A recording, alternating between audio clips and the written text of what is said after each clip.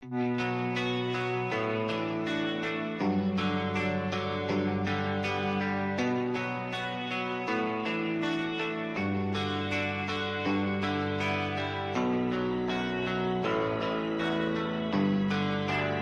are you feeling? How long have you been here? 3 months, May 17th. And what brought you? That's difficult to answer.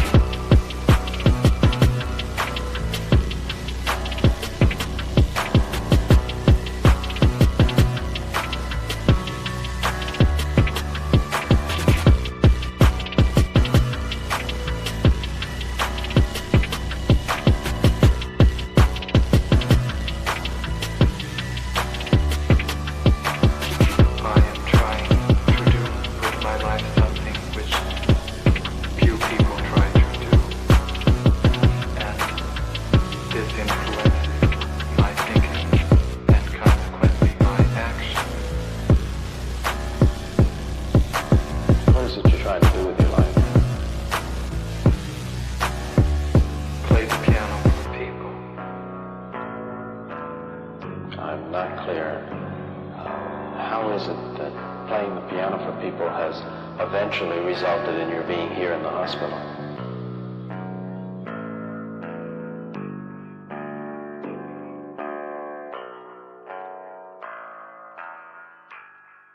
That's difficult to answer.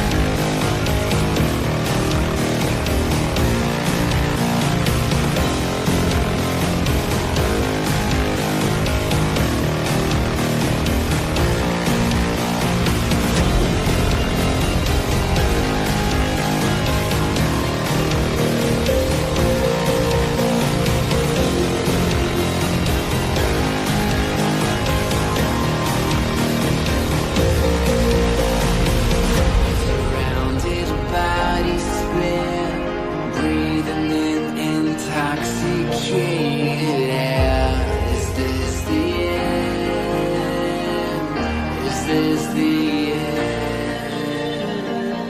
There's a noise inside my head of crying people facing death. Is this the end? Is this the end?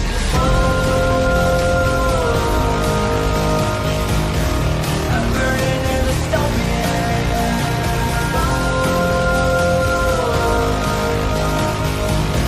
there's no place to hide.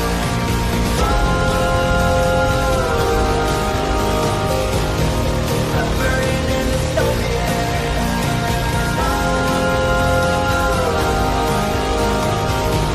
this is the final genocide. What have we done to the world?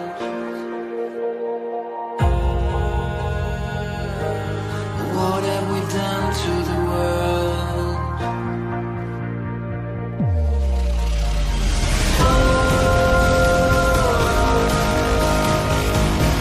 I'm burning in the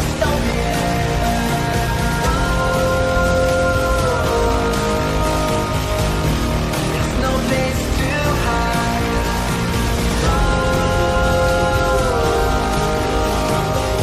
I'm burning in the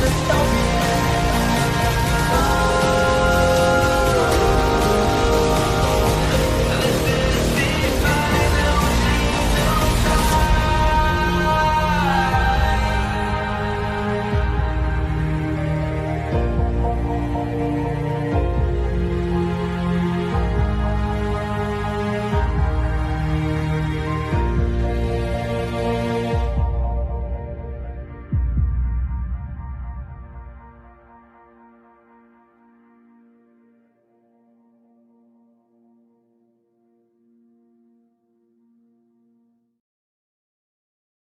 All right, everyone, what's up? We are back to start our State of the Union coverage. You guys know those conservatives over on Twitter are still reading about it. And now the conservatives on Twitter are coping massively with the fact that I tricked them into sharing a clickbait video just to prove they're massive fucking grifters on the internet who do nothing but feed the outrage addictions of their audience. They never share the real stuff. They never share the good stuff. But will they share a clip of a tranny that's talking about kids? Oh, every fucking day of the week, because that's just the way their brains work. Will they ever share videos of communists talking about overthrowing the government? No. Will they ever share videos of communists talking about being teachers in their kids' schools? No. Will they share videos that are secret recorded videos from inside socialist trainings? No. Will they steal my content when I post a trans comedian on Twitter making a really horrible joke? Yup. Every day of the week. Every day of the week. And now they're saying, this was not taken out of context. I mean, it actually it was a fucking comedy show. It actually was taken out of context. It actually was, but that's all right, because we knew that conservatives would take the bait, and now they're fucking coping about it because they got caught being content thieves and massive fucking outrage grifters on the internet, and they just don't know what to do about it. But you know what? It doesn't really matter. It doesn't really matter because, I cover the real far left every single day of the week, regardless of what's in the news cycle or not. That's why my audience knows more about what's going on than every other audience on the internet that claims to be anti-communist. And I think that knowledge is going to come in handy because tonight, during the State of the Union, when Trump tries to convince you that he has figured out who the head of the snake of Antifa is, we're going to know exactly how full of shit Trump is. When Trump tries to convince you that they're doing mass deportations and that they've totally taken care of this little anti-ICE problem that they have going on in Minneapolis, you guys will know what the truth is because we literally watch this stuff happen in real time. And I think it's going to be a fascinating experience for those of you who haven't done a bullshit review of the State of the Union before. I think it will be a massive, like a really interesting experience for people who are new to the channel, who have just become wise to the idea that the Trump administration doesn't know how to deal with the far left. The Trump administration has no idea how to fix Antifa. The Trump administration has no fucking clue what's going on. Now you guys all know. And now you're going to see the grift and the narrative made in real time. tonight's State of the Union will be an exercise in conservative propaganda. Trump will lie a lot. He's going to lie a lot. Now, that doesn't mean the left is good. The left also sucks. The left also creates propaganda. The left also lies. But I just really want everyone to be mindful of the fact that we are about to cover a massive piece of conservative propaganda, and that whether people like it or not, if Trump talks about the far left in this speech and he lies to the public, I'm going to call that shit out because I don't like Trump lying to the public and I don't like conservatives lying to the public. And I really wish conservatives and right-wing people would take the problem of the far left far more seriously. That would be my ideal. But you know what? It's not a perfect world. Not everyone gets a pony. I've got some weed tonight. Does anyone else, anyone else like, you guys doing something to celebrate? Are you getting high? Are you drinking? Let us know in the chat how you're coping with this experience. We will be watching Nicholas tonight.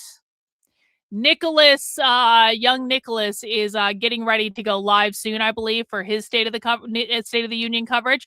And of course, we are Nick Fuentes respecters on this channel. We are Nick Fuentes. Oh, BG on the scene is there. That's good. We are Nick Fuentes respecters on this channel. We may not agree with young Nicholas and everything he says and does, but we are Nick Fuentes respecters on this channel. And I'm looking forward to seeing what Nick has to say about this. And I'm glad to be able to bring that content to YouTube because Nick isn't allowed over here. So, you know, if I'm the only one streaming Nick's content on YouTube, that's fine with me. I hope other people are watching it as well. That would actually be ideal.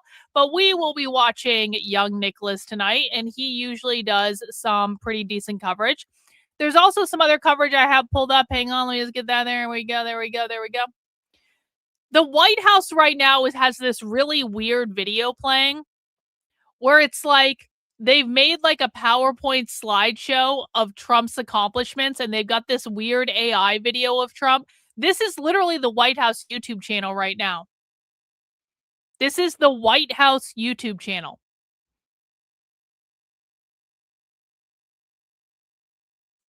I don't really know what to say. It's weird. It's creepy. I don't know what point they're trying to make.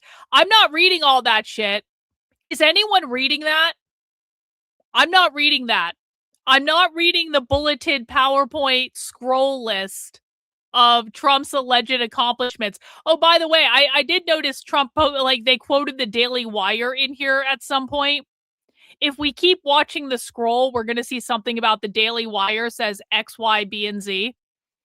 And it's like, really, Trump? Really? Really? Okay. We also could watch CBS News coverage. Looks like they've got a live reporter on the ground. We've also got this video. This looks to be, there we go, inside the Capitol right now where the media is all lined up and they're waiting. I do like the pomp and circumstance of the State of the Union. I will say that. I do like the pomp and circumstance of the event. I don't know if you can get around it. Yeah, this is not, it is not a serious government. This is not a serious government at all. Yeah. Yeah, it is a giant piece of propaganda. And we also have leftist State of the Union coverage up. So we can actually watch the leftist State of the Union as well. That's something that maybe we can do. Or we can just hang out with young Nicholas. And it does look like he's about to go live. So let's tune in over on... Oh, by the way, guys, we still have a goal of hitting 300 new channel members tonight.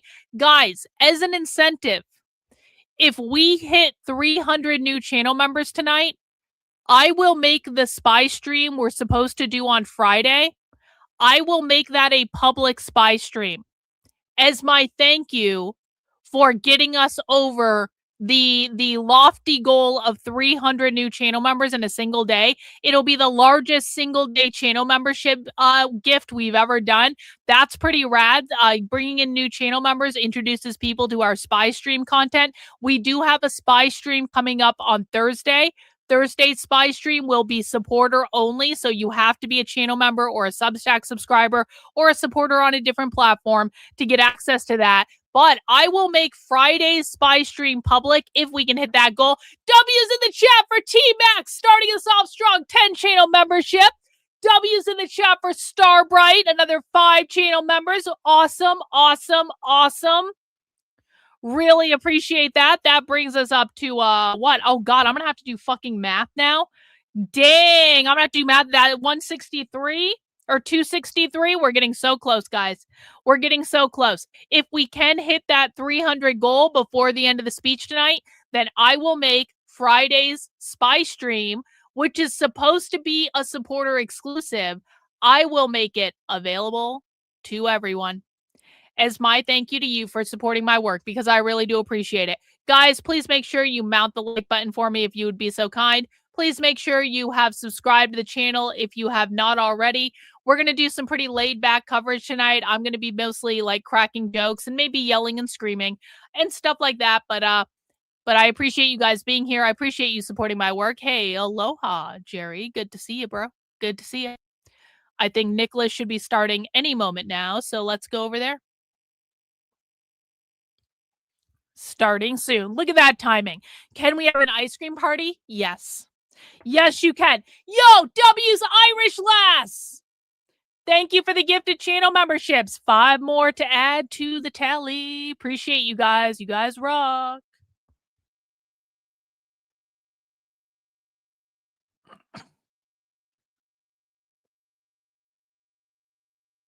Nick, are those? No, these are my actual nails. I actually painted my nails. I do that every once in a while. They are my real. That's why they're so short. If I had, if they would only be fake if they were longer. But I keep my nails fuck off short. Short nails forever. Short nails all the time. And you know what? It's Chanel nail polish that I got off of Whatnot. Whatnot rules. Whatnot rules. Blood red. It's called Vamp. Vamp. Mm-hmm. It is the blood of my enemies. It's the blood of the conservative grifters stealing my content on Twitter. That's what it is. The blood of all of our enemies, including people in the Trump administration. Yo, welcome to the cult, Chrissy. Thanks so much for being here. We really appreciate it. Your life is over. You're never seeing the world the same way again, but you'll have friends during the apocalypse. We appreciate you being here.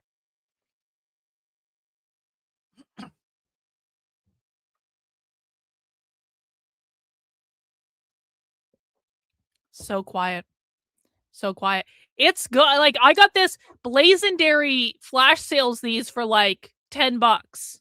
Just go on Blazendary on Whatnot, and he flash sales these all the time for $10. He has a whole bunch of different colors.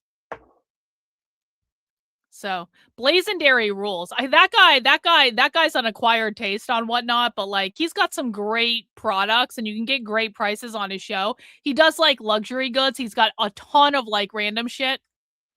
But I've gotten a bag from him, and he's an acquired taste. It took me a minute to come around to him, but now I'm fully on board with Blazendary.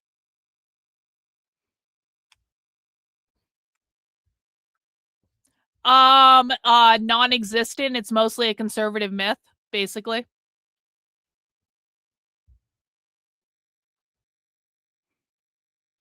Come on, Nick, start the stream. The quiet is killing me, Nicholas.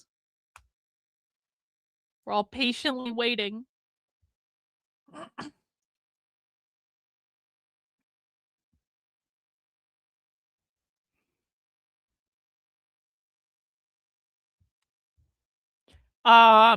Nick Fuentes is the ultimate professional streamer on the internet. Good evening, everybody. You're watching America First. My name is Nicholas J. Fuentes. We have a great show for you tonight. Very excited to be back here with you tonight on Tuesday. We have a lot to talk about tonight, lots to get into. We're going to be watching the State of the Union address, which is supposed to start in about a half hour. So it's good to be with you. We're probably just going to transition very quickly. We'll turn on the live stream. We'll get it going. It's going to be a good night. I have to tell you, though, I'm not really excited. This is going to be, they're saying, the longest State of the Union address in history. No! Great. Really? Awesome. Oh. And that's good news. I'm excited for that. They say that it could be 2, maybe 3 hours. Okay? Guys. Can you imagine this? A 3-hour Trump speech in 2026. Guys. What could possibly fill 3 hours of... I have the perfect thing. I've been saving this because I need to go to the dispensary and get more. I've been saving it. I have an infused pre-roll that if we're going to have a 3-hour fucking State of the Union, I have one left. And I think I'm just saying that I'm a professional streamer on the internet, obviously, but there's only so much I can take. There's only so much State of the Union that I can take without getting massively fuck off high on the internet. I just can't be, I cannot be expected to watch this sober. I'm not drinking right now. I'm on the keto crash starvation diet. I can't fucking drink beer. I can't, I have no other option. It's a sign that I saved this. And we're going to use it. Fuentes.store. Dang. Check out our subscription site, AmericaFirst.plus. Longest State of the Union ever. That's like our entry-level thing. You get access to the entire archive, every episode of the show, all the stuff. $100 a month. You get access. Obviously, I'm not actually doing drugs on the internet. Don't smoke weed. It's a really bad idea. This is all fake. It's all fake content, obviously. Move on here. We're going to get it going. I would never smoke weed on the internet. Tune in live. And I think I'm going to wait till tonight we're going to be watching the C-SPAN live stream. You know what's funny? They really gave us the blues. 2 years ago, we live streamed the RNC. Oh, that was painful. You guys remember that? These guys got on our ass for like a year about copyright or intellectual property, whatever. So I think we're gonna try C-SPAN. I think it's fine because it's government speech. So I don't think they own the rights to it, but we're gonna switch over now. We're gonna get set up and we'll start our live coverage. Senate and Congress. Thank you, sir, for calling in. Let's hear from Kim. And it looks like we're not even close here. Here we go. Okay, so here it is. This is the Capitol building. People are getting ready to go.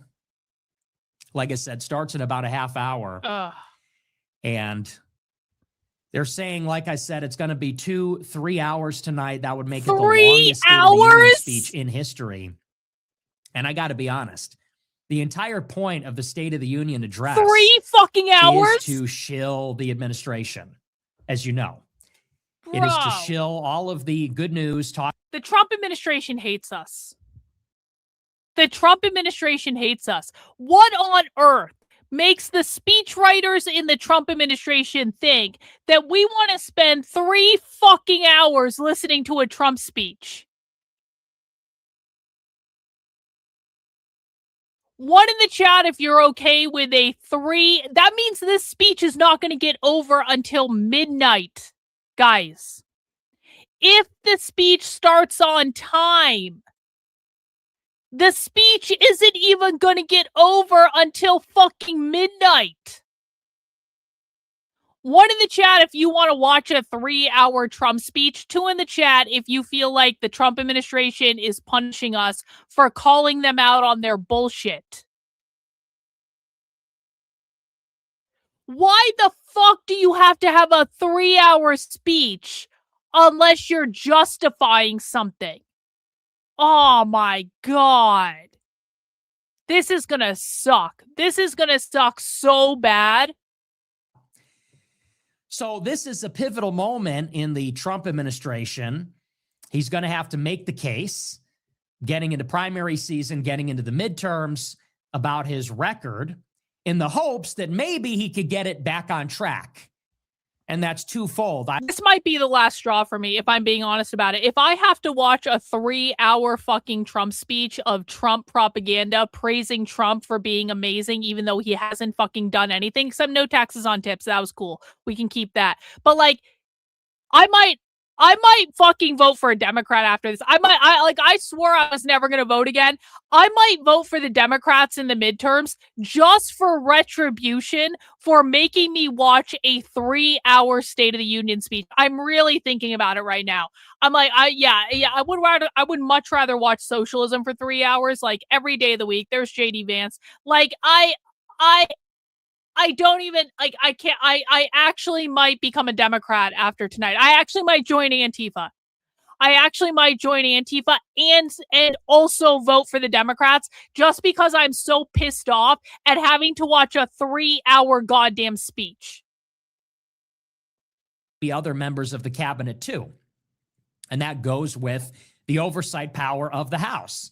Democrats take the House and they don't just for sure, create gridlock in the legislature and shut down any major legislation and things like that.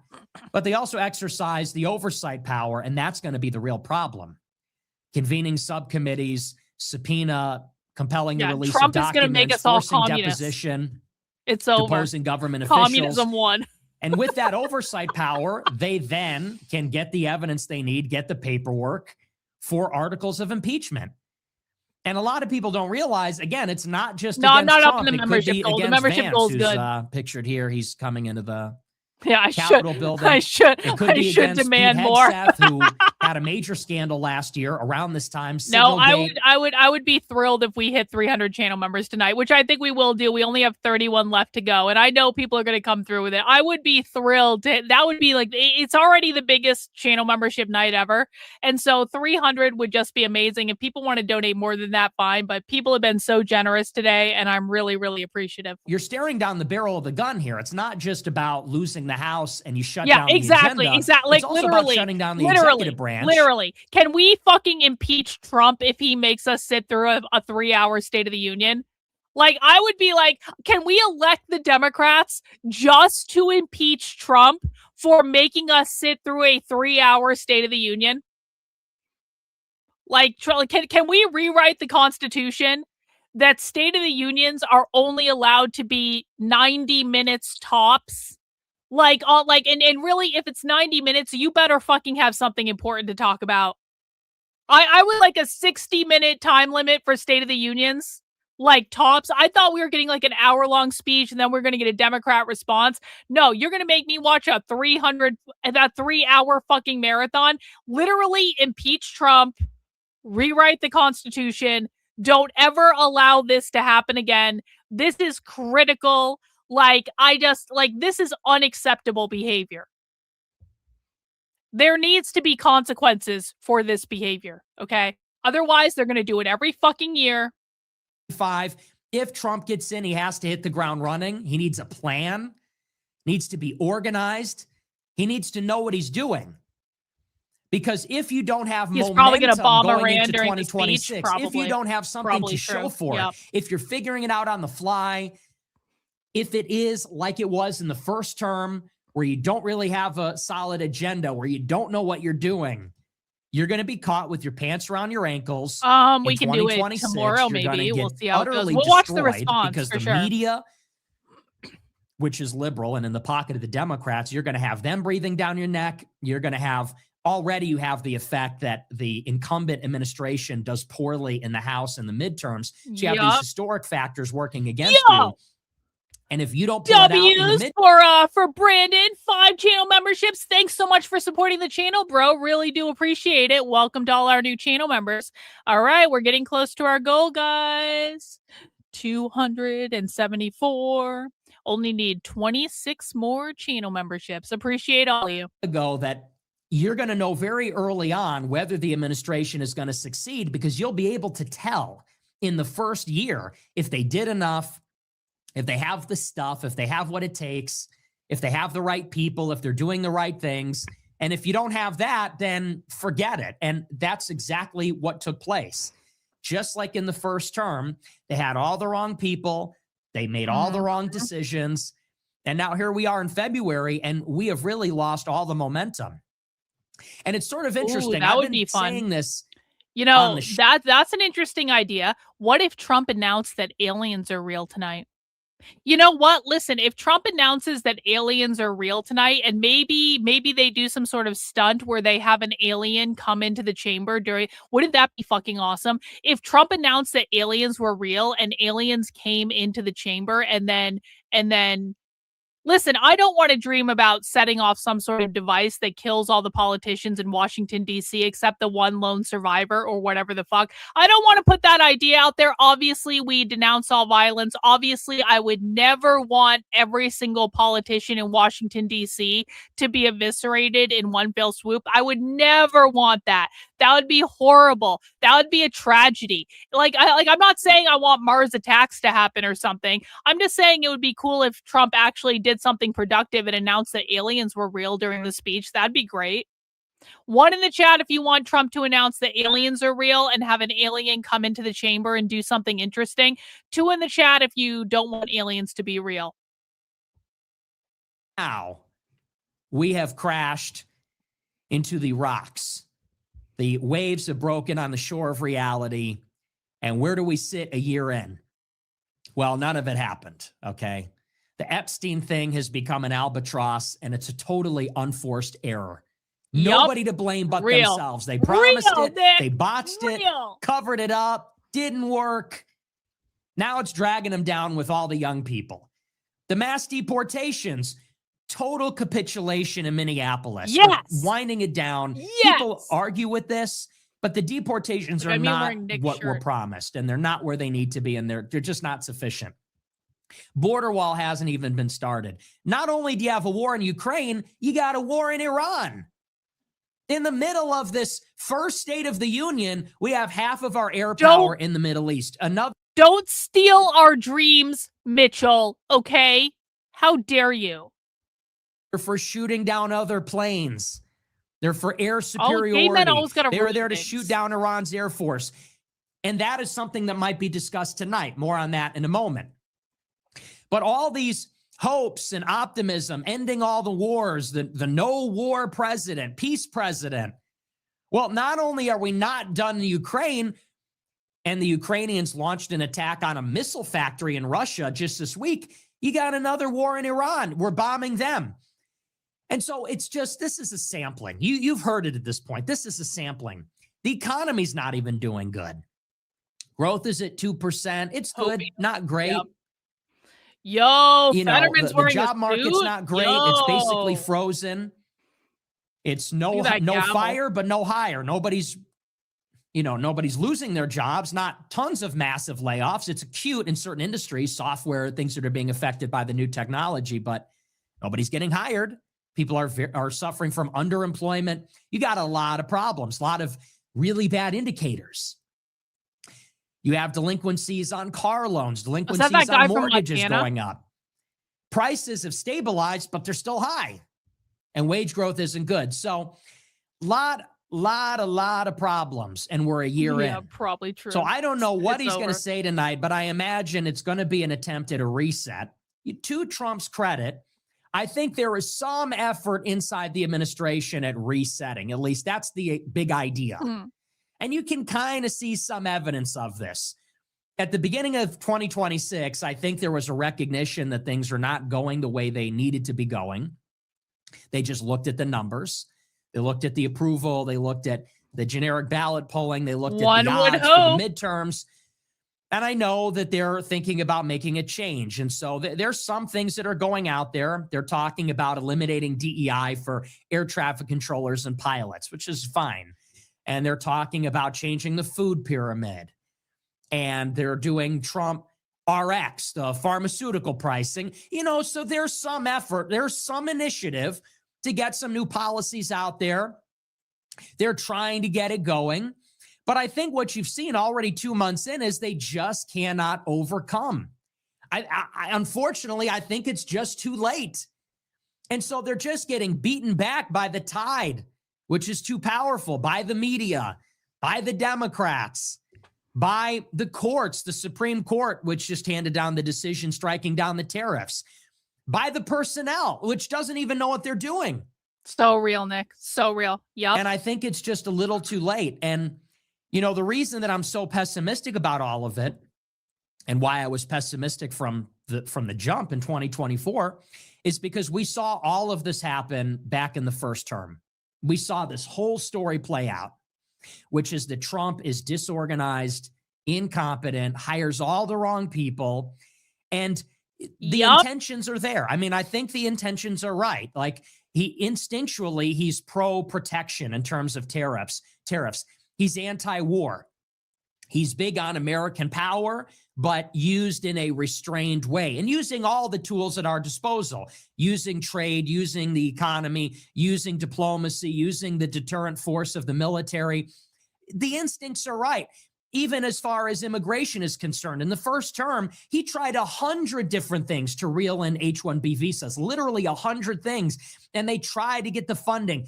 The intentions arguably are right, but that's really just not enough. Unless paired with the right team and the right approach and a sustained long-term effort and focus, it's not enough. And you saw that in the first term. There was the energy, there was the enthusiasm, they had ideas, but they did not have the focus, did not have the personnel, did not have the organizational know-how. And so things just slipped through the cracks. And what happened? This is the headline. The story is of denial by delay. You don't have all the time in the world, and you don't have all the energy in the world. And so the way that the permanent bureaucracy in Washington and the interests have beaten the MAGA agenda over the course of the first and the second term is they deny it by delaying it. Yep. Procedural obstacles, court challenges. So real. Simply, some people just drag their feet in the administration. It just happens that way. There was a story publicized recently, and it talked about how Trump asked for options to withdraw from Syria. And the generals and the chief of staff in the meeting left the Oval Office and looked at each other and said, we're not going to do it. We're going to pretend we never heard that. Yep. And this is commonplace. By the time that Trump figures out it's not happening, he's being lied to, he's getting the wrong info. Well, weeks have gone by, months have gone by. They're focused on the next initiative. And this is what happens. So unless you have the energy and the vigor, unless you have the right personnel, unless you have that sustained effort, the organizational prowess, you are going to get beat. And the way that I like to think about it is that Washington is like the casino. And the casino, as you know, is a place where the house always wins. That's how it's set up. It's set up so that when the person comes in, they lose all their money. Like it's a mathematical impossibility. And that's basically the way Washington and government is set up. If you want to beat the odds, if you want to beat the house, you need to come at it with a mathematical precision. It has to be like a heist. Everything has to be right. Everything has to be precise. There has to be planning. There has to be effort. You've got to play that long game. If you don't have that capacity, and Trump does not, you lose. And this is what happens. And I'll give you the perfect example of it. Take the tariffs. We didn't have a chance to cover the tariffs yet. On Friday, the Supreme Court, they've been adjudicating this for a long time. They finally struck down Trump's emergency tariffs, which he has invoked using this emergency economic law, the IEEPA. And now, not only are all the tariffs canceled and null and void, but the government has to give a refund of $150 billion to all the firms that they collected the tariffs from. This is a huge pain in the ass, huge problem. The government now has to find not just the $150 billion, but interest on the $150 billion. They're going to be adjudicating that in the courts, how they pay it, who they pay it to, how much they owe. And you want to know what's so disgusting about this? Obviously, I disagree with the Supreme Court decision. But this, like Epstein, like everything else, who do you blame for this? It is an unforced error by Trump. In Trump's first term, they considered using these emergency economic powers to levy the tariffs. That was a consideration in the first term. They ultimately decided against it because their trade representative, Robert Lighthizer, told them, if you use this law, they will get challenged and then struck down. That was 8 years ago. Okay, 8 years ago in the first term, they had the same conversation. And Lighthizer, who's very good on trade, wrote a book about it. He said to Trump, do not use the IEEPA. It's going to get challenged. It's going to get struck down. They didn't use it. Instead, they used a different provision, national security tariffs, and that requires an investigation and more effort, but those tariffs were never challenged. Those tariffs remain in place to this day.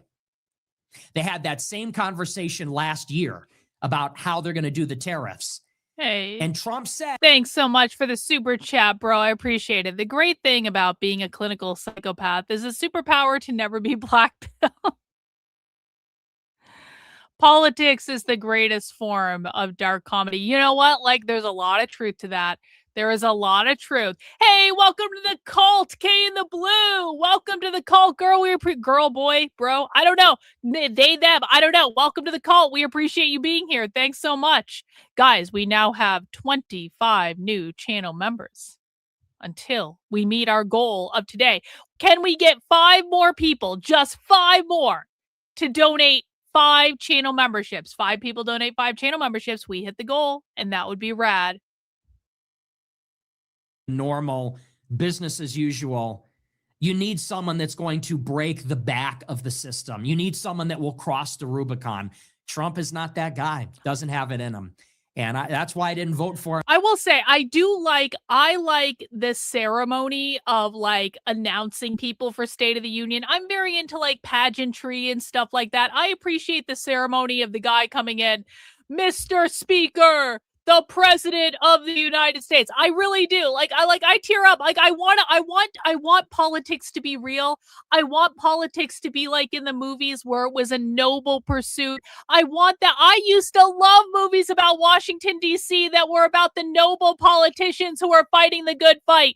And now I realize it's all bullshit, and it always was. And that kind of sucks, but I love the pageantry. It brings a tear to my eye. Yo, W's in the chat for Cynthia, 5 channel memberships. We got W's in the chat for CGI Joe, 5 channel memberships. You guys rock. Guys, we need 3 more people. 3 more people to donate 5 channel memberships out to the community. Not only will you be a hero to me for helping me meet this goal, you will also be a hero to the 5 people to whom you gift. Yo! Fosnots. Just blew past the goal with 20 gifted channel memberships. W's in the chat for Fosnots, an old sub sailor, the king, the champion, the legend himself. W's in the chat, old sub, also coming in with another 20 gifted channel memberships. Do I have the best fucking community on the internet? Or do I have the best community on the internet? We are now going up to what?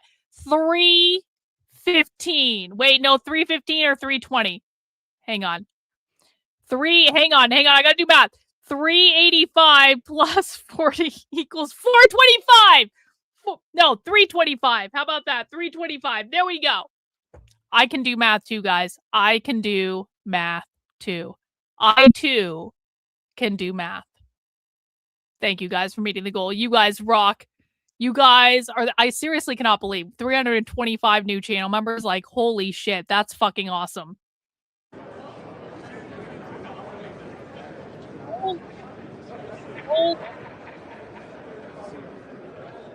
This is exciting, but get ready. This is about as good as it gets. Exactly. Okay. Wait a minute. You guys really need to steel 331 yourselves, because we might be up to 331. The speech is going to start, and then it is just going to grind down, and it's going to get slow. And you know how Trump is now. 248 plus Trump is 83. like retarded now. We got 331 members. I love did Trump. math I still have love in my heart for Trump. Jeez. Honest to God, I really do. I know that's even controversial because I'm so critical, and people view him now as the Epstein protector. I really do have love in my heart for Trump. I do.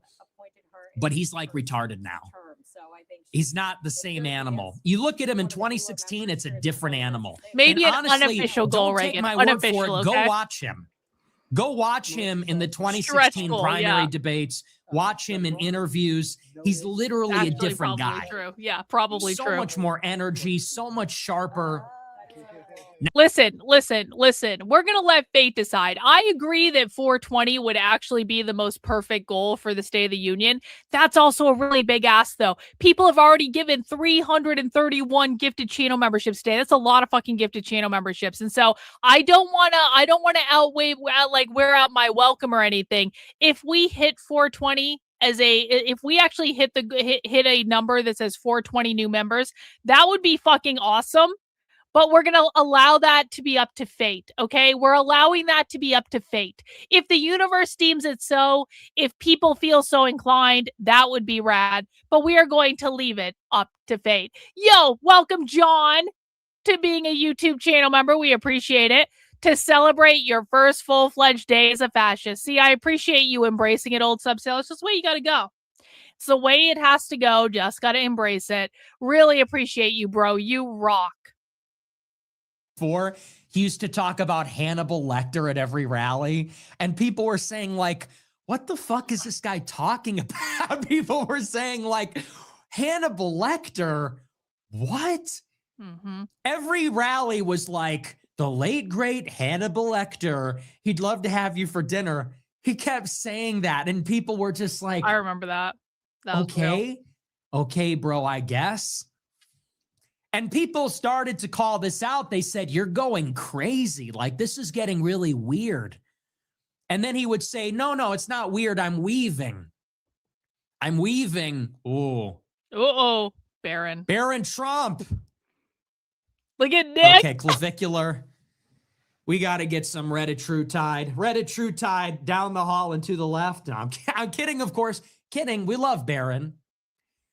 Hey, I love Baron Trump, but we got to get on a looks-maxing protocol there. No, but we love Baron. Oh, no, Nick. Yeah. Melania looking amazing. Melania looks Where's she been? Touring with her movie. Okay, no, maybe it was just the way he was sitting. Now he looks better.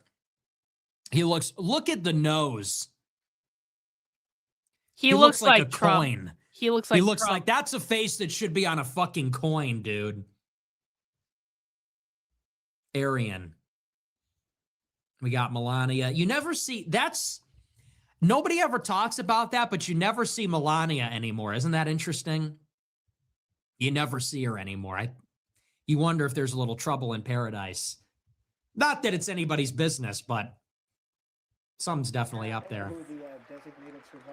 We got the cabinet. Andy Bassett, Treasury.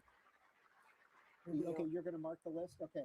We'll mark. Here we go. Mr. Hegseth, Defense, or Department of War. Oh, I think I see Bondi. Pam Bondi. Well, those are the big Fuck you, Pam! Yeah, the four, RFK Jr., Health and Human Services. He should be firing Pam Bondi in this speech. That would be great.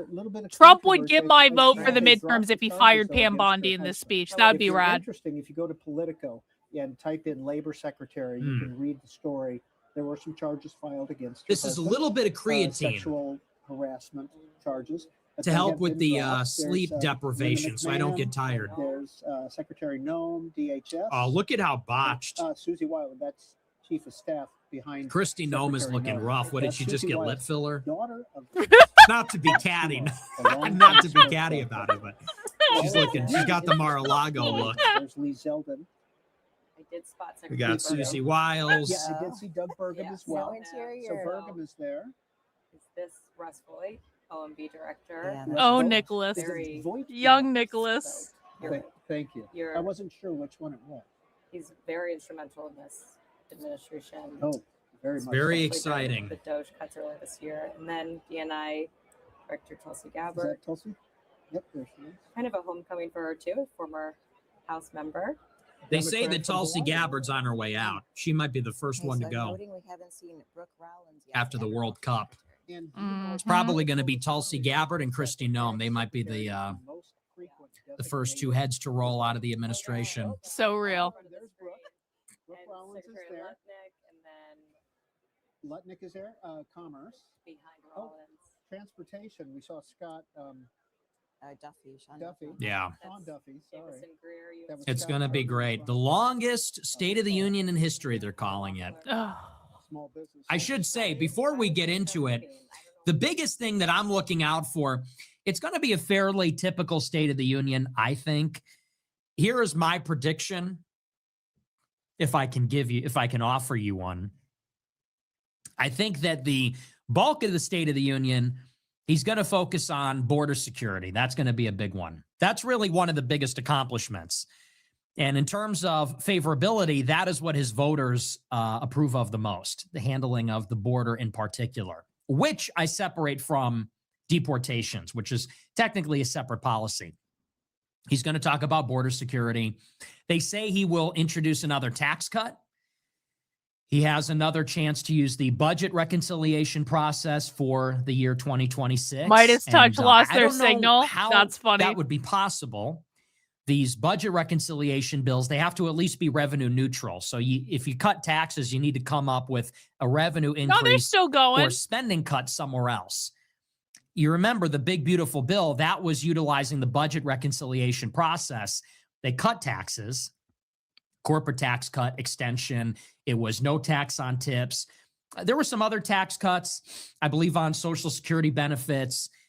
There was a cutout or a carve out for car loans or something like that. To pay for all of this, again, it has to be revenue neutral according to economic projections. They had to cut Medicaid by $800 billion over the course of a decade, I believe it is. Maybe it was 5 years. I don't remember the exact numbers. But whatever, and that's very controversial. So whatever you cut, and they say that Trump is going to introduce another tax cut, you got to pay for it somehow in order to unlock budget reconciliation. Budget reconciliation is the once per year process where you can pass a far-reaching bill with a simple majority in the Senate as long as it relates to revenue increase, spending cuts, or the debt ceiling, and it has to be at least revenue neutral. You cannot increase the deficit with this. So if they introduce the tax cut, they'll have to find a way to make the math work. They say that he's going to do that tonight. That will be interesting. And of course, the other big thing, this is maybe the biggest thing that's on my radar. As we speak, there is a massive presence of U.S. force in the Middle East. We're looking down the barrel of a war with Iran coming up very soon. There is a scheduled third round of negotiations on Thursday in Geneva, Switzerland. Very smart. They say that the Omani representative has given Iran's position to the United States, and we are still at an impasse. So as it stands, as of this afternoon, and this afternoon there was a closed-door hearing with Marco Rubio and the Gang of Eight in the Senate. As of this afternoon, it is said that Iran has not agreed to give up their nuclear centrifuges, and the United States is not budging on this. What's interesting, though, is that there seems to be a little asymmetry here because the deputy foreign minister of Iran said that we're very close to a deal and they're going to be able to get it across the finish line on Thursday. On the U.S. side, we do not share that assessment at all. Trump says Iran wants to make a deal, but they're not willing to do what it takes. They will not capitulate.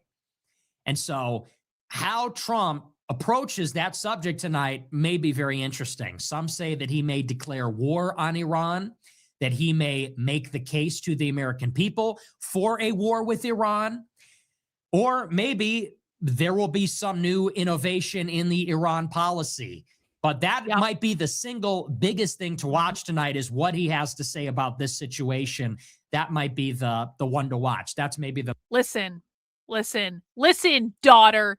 The internet is a meta place. I want to know what Nick thinks. I also want to watch the State of the Union. Also, Nick Fuentes is funny, and he might entertain us actually more than Trump does. And so if I want to know what happens in the State of the Union, and I want to know what Nick Fuentes thinks, we are going to watch Nick Fuentes watch the State of the Union. This is about time efficiency. The internet is meta. It is the world that we live in today. Just the way it goes. You gotta adapt. Don't know the other guests. Trump usually they announce the guests in advance. Trump likes to wait until the last minute. He likes the guests to be a big surprise for this dramatic effect, which I always hate. If you've watched any of the State of the Union, it's always like Trump tries to make it so dramatic. Here we go. Here's Trump. Mr. Speaker, the President of the United States. Okay, here we go. This is it. The big man.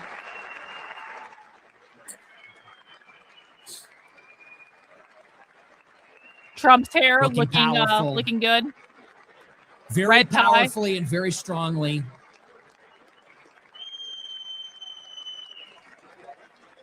And we got Steve Scalise behind him.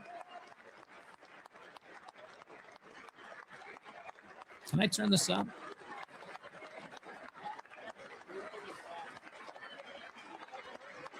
Well, and here we go. Someone says the hair is cooked. Yeah, what's going on with the hair? Hey, he's 80 years old, okay? We can cut him some slack on the hair. Holy hair.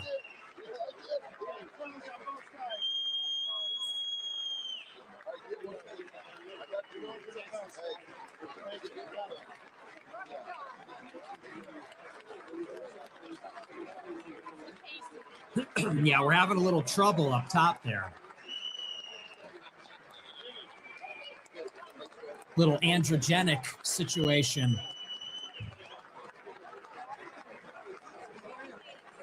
Look at this doofus with the Trump tie, really?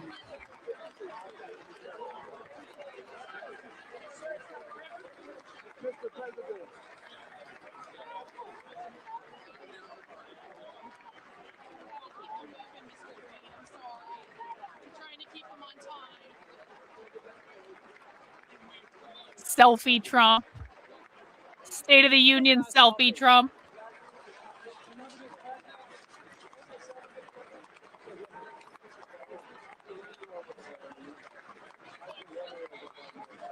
Insane aura loss. Don't you love when you see people trying to get the camera?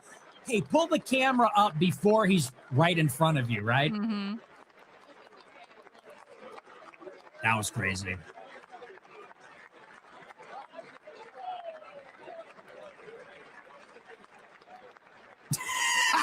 No way. Black people aren't apes. Hilarious. Well, hey, I mean, look, if you have to say it, I mean. Is that what they said? Not beating the allegations. Bro, yeah, I had to real. clarify. Hey, we are real. Not. It's like.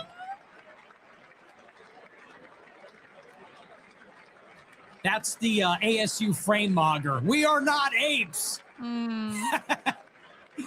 That's what they have in common with Slavic people and Albanians. We are not monkeys. We are not gorillas. Hey, okay. Okay, bro, I guess, if you say so. All right, here we go.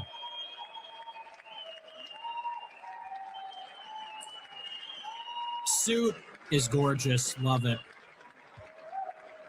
Love the look. Love the fit.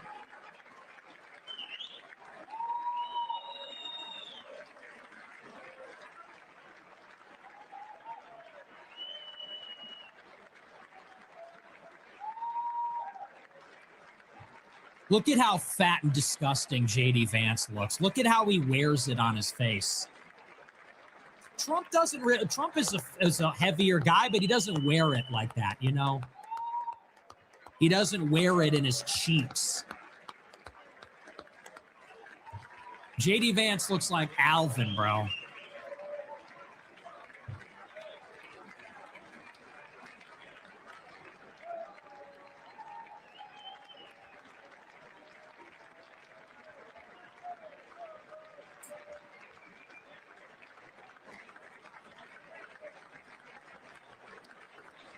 All right.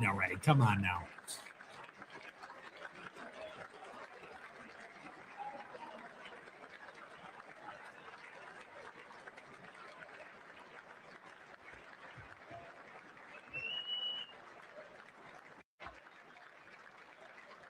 All right, what's going on here?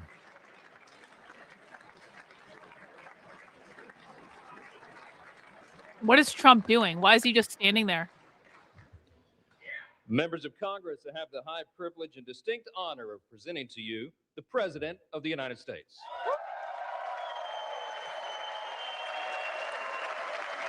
All right. Now let's get another round of applause going. Everyone check your watch. 3 fucking hours. I'm gonna light this. USA, USA, USA.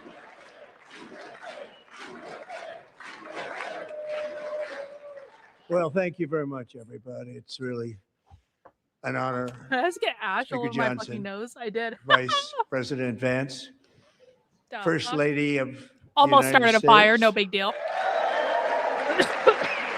Okay. Jared Kushner. You see Jared Kushner in the back?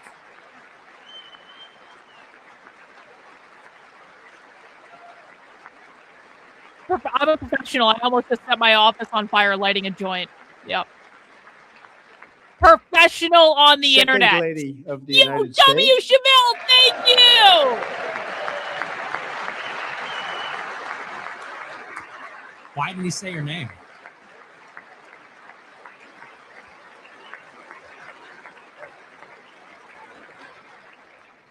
Members of Congress and my fellow Americans. Our nation is back. Bigger, better, richer, and stronger Okay, than Trump. ever before. Pinky swear, trust me, bro, guys. We're back. Okay. You're going to vote for Republicans in the midterms. Okay. Voting has been hard given the options. I'm too old not to vote. Part of the use it or lose it crowd. I'm not going to make it 3 hours. Old sub, you are a king. You are a champion. You are a legend. We appreciate you, bro. Thank you. Anniversary of our glorious American independence. This July 4th, we will mark 2.5 centuries of liberty and triumph, progress and freedom in the most incredible and exceptional nation ever to exist on the face of the earth. And you've seen nothing yet. We're going to do better and better and better. This is the golden age of America. It's actually, like, unironically, it's pretty awesome that we get to celebrate 250 years when Trump is in office. I think it'll actually be a good celebration. America's totally fucked, so we may as well enjoy it while we can, right? I spoke in this chamber 12 months ago. I had just inherited a nation in crisis with a stagnant economy, inflation at record levels, a wide open border, horrendous recruitment for military and police, rampant crime at home, and wars and chaos all over the world. But tonight, after just 1 year, I can say with dignity and pride that we have achieved a transformation like no one has ever seen before, and a turnaround for the ages. It is indeed a turnaround for the ages. Yeah, okay, Trump. Okay. Well, yeah, I don't know.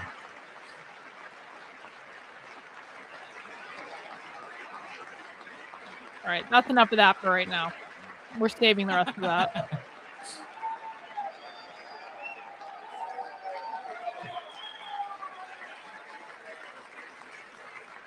And we will never go back to where we were just a very short time ago. We're not going back. Today, our border is secure. Yeah.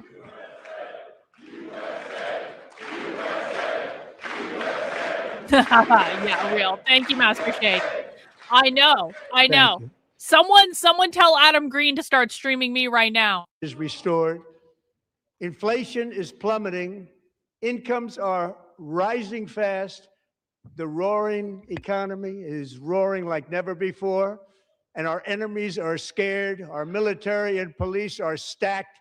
And America is respected again, perhaps like never before. I like that rhetoric. I just wish it were true. I love the rhetoric of like, everyone's afraid of us. The police are everywhere. I just wish that were true though, you know? Because that is like horrible. After 4 years in which millions and millions of illegal aliens poured across our borders, totally unvetted and unchecked, we now have the strongest and most secure border in American history by far.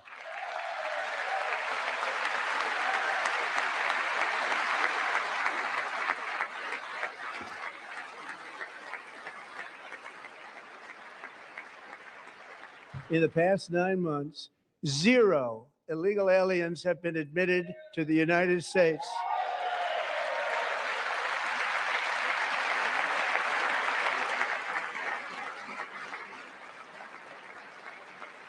And what about deportations, Trump? What about mass deportations? But we will always allow people to come in legally, people that will love our country and will work hard to maintain our country. No, I'm good. No! Don't want him here at all, actually. W's, massive W's, 20 gifted channel memberships. Holy shit! Thank you, bro. I really appreciate it. 56% in 1 year. Best audience on the internet.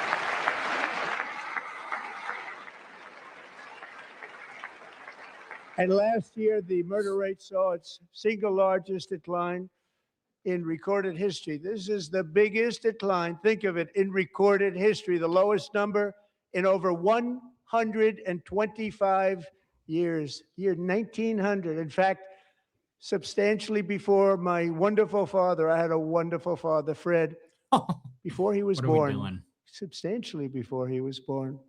That's a long time ago. He wouldn't like me to say that, but that's a long time ago. The Biden administration and its allies in Congress gave us the worst inflation in the history of our country. But in 12 months, my administration has driven core inflation down to the lowest level in more than 5 years. And in the last 3 months of 2025, it was down to 1.7%.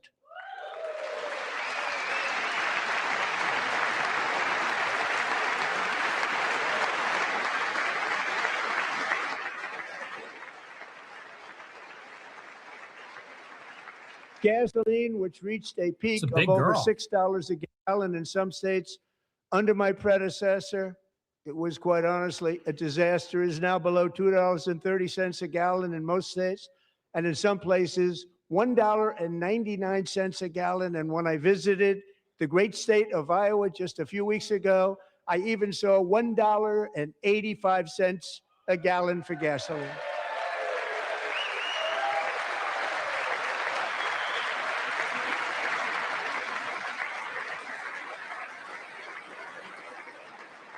Mortgage rates are the lowest in 4 years and falling fast. True. And the annual cost of a typical new mortgage is down almost $5,000 just since I took office. 1 year.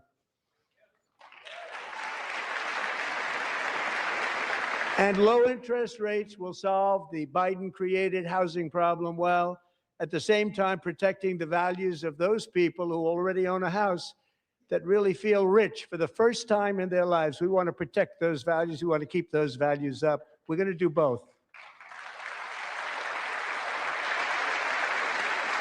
And we are going to keep it that way.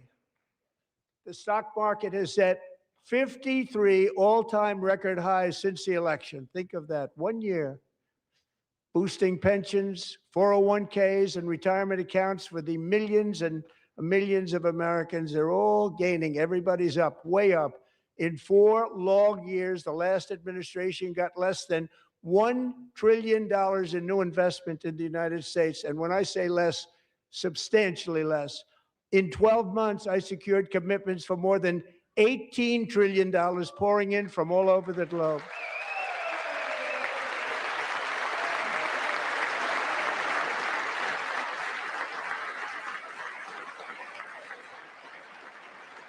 Think of it, much less than $1 trillion for 4 years versus much more than $18 trillion for 1 year. What a difference a president makes. A short time ago, we were a dead country. Now we are the hottest country anywhere in the world, the hottest.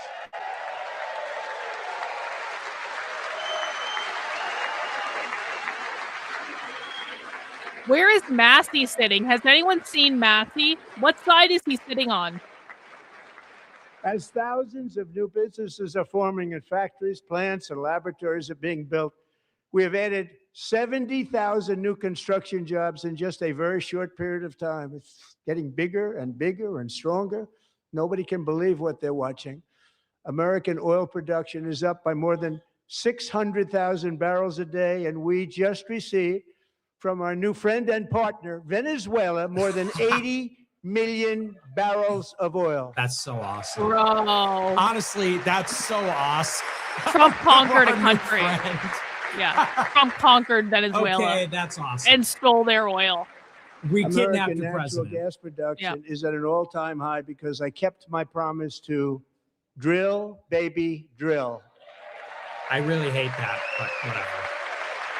I support it in theory, but the drill, baby, drill thing.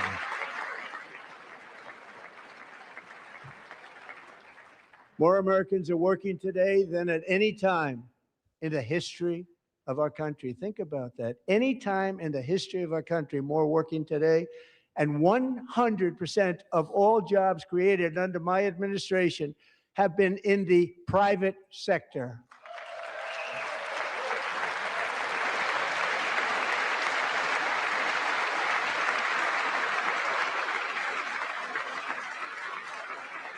We ended DEI in America. Oh, okay, Trump. Okay, yeah. You ended what horse shit? DEI is still taught in every fucking school in the country. Wow. We ended DEI. Okay. We have lifted 2.4 million Americans, a record, off of food stamps.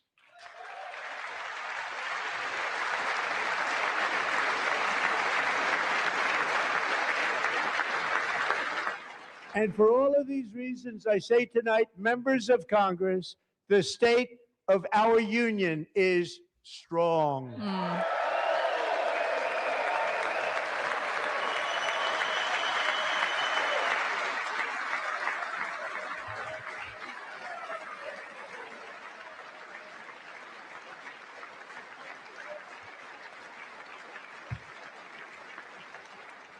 Our country is winning again. In fact, we're winning so much that we really don't know what to do about it. People are asking me, please, please, please, Mr. President, we're winning too much. We can't take it anymore. We're not used to winning in our country. Until you came along, we're just always losing, but now we're winning too much. Oh my! And I say, no, no, no. God. You're going to win again. You're going to win big. You're going to win bigger than ever. And to prove that point, here with us tonight is a group of winners who just made the entire nation proud. Oh, the hockey team. The men's gold medal Olympic hockey team. Come on in. Wow, they got to go to the State of the Union. That's crazy. Left the Olympics to come to the State of the Union.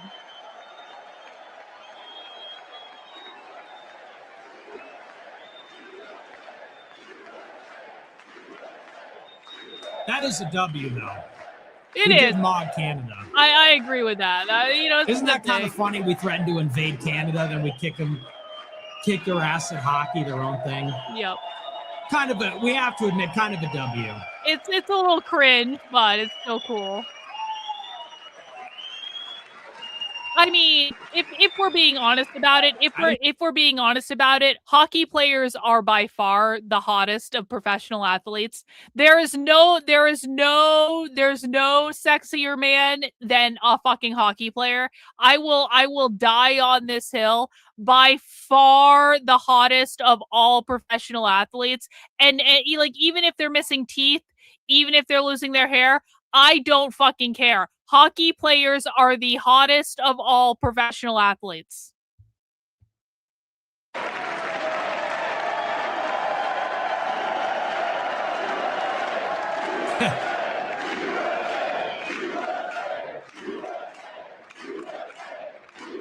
Well, and that is very political. Like, it's not without political significance that we are in a cold conflict with Canada. And there's this much gloating over the Olympic victory. I've never seen them get up. And actually, not all of them did get up.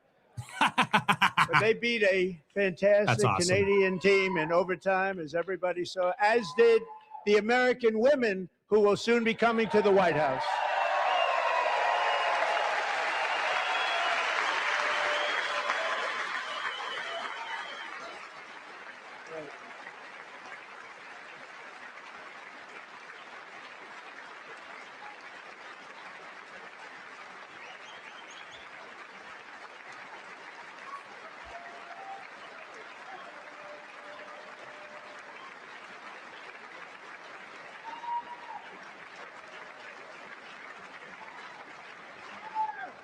They were in the Oval Office before.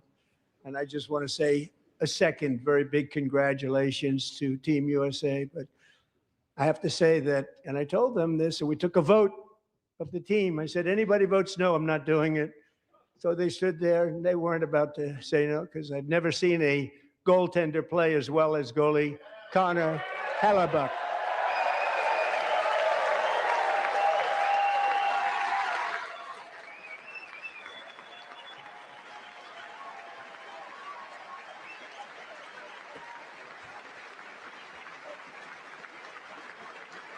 Yeah, only 2 hours left. Yeah.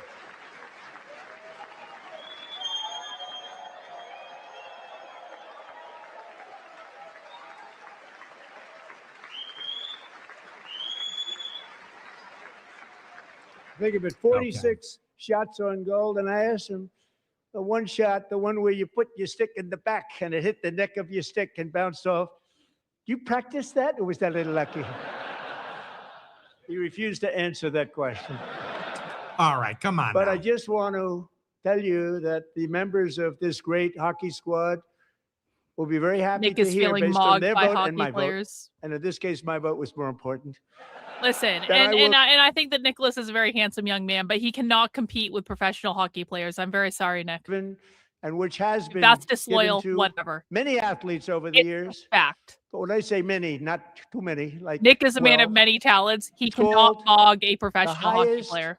Civilian honor in our country, the Presidential Medal of Freedom. Wait, he's giving him the Presidential Medal of Freedom for being a goalie in the Olympics? This is just slop. I'm sorry. No, okay. It was the moment. This is just pure slop. Come on, no. He Winter got a gold Olympics? medal. Isn't that enough? That's like the Presidential Medal of Freedom is supposed to be for like a lifetime of achievement. And listen, I'm not saying the Olympics aren't good. I'm not saying the goalie is not important. I'm saying he already got an Olympic gold medal. Can we just that's a pretty big, he doesn't need the Presidential Medal of fucking Freedom. Put up their hand. So I want to thank you. What a special job you did. What special champions you are. Thank you very much. What is that the only standard now? You have to do well in a hockey game? Bro. This is still happening? This is okay. I think we get the point. Wild. I'm also pleased to say that the next time the Olympic torch is lit, it will be here in America for the 2028 Olympics, and it's the summer version. Can I just remind everyone, Trump has spent more time on Olympic hockey than he has spent discussing DEI or Antifa or anything related to the left. Trump was for DEI, Trump was hey guys, DEI is over, okay? DEI is over, and that's it. He spent 10 seconds on DEI. We've now spent 10 minutes on fucking Olympic hockey. No one even likes hockey, if we're being honest. No one watches hockey except when the Olympics are on, and then it's the gold medal game. That's literally the only time people watch hockey. And I was disappointed because I didn't think I'd be the president when this happened. Yeah, or Epstein file. Strange things took place. And now I've got them because I got the Olympics and I got the 2026 FIFA World Cup. And I wanted to claim the 250th, but I didn't get away with that one. I couldn't claim that one for myself. But we're getting the World Cup. So we have the World Cup and the Olympics coming. And that is exciting news. Okay. Can we go back to things that actually matter? So this will be a year to celebrate our country and the heroes who have kept it free. Men like Buddy Taggart.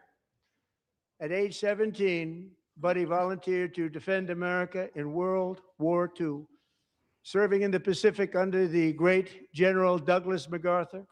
He fought bravely in the famous Battle of Manila, worked so hard. He was badly wounded and almost killed by enemy machine guns in Luzon. And 81 years ago this month, he liberated the largest internment camp in the Philippines, one of the largest anywhere in the world. Buddy earned many honors, including a Purple Heart and a Bronze Star, came home, started a family, and tonight he is in the gallery looking forward to July 4th, 2026, his 100th birthday. Okay, what does that have to do with anything? So listen, I'm not saying this old guy hasn't had a fascinating and interesting life, okay? But Trump invited a guy to the State of the Union just because he was born on July 4th, 100 years ago. That's all that's required now. Okay. Okay.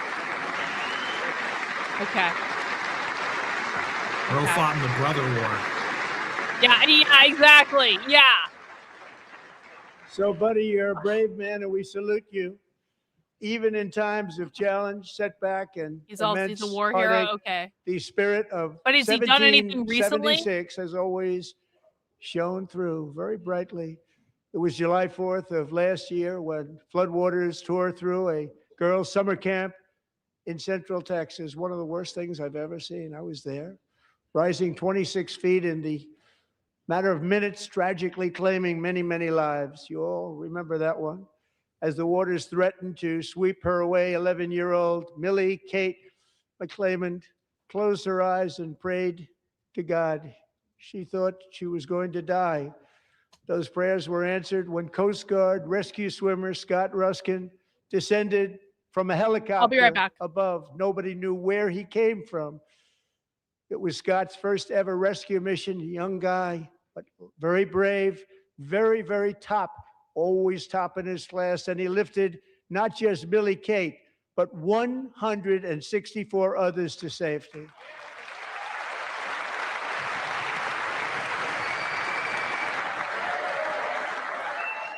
I'm not really understanding the structure. Did we like skip ahead in the speech? It went from like hockey to like, here's this World War II veteran, and remember those floods? What's the theme? I'm not really following.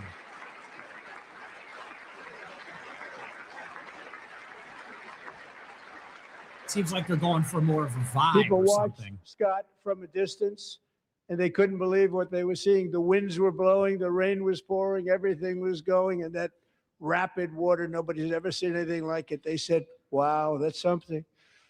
Tonight, Scott and Millie Kate are here together, reunited for the very first time. Thank you, Scott, Millie Kate.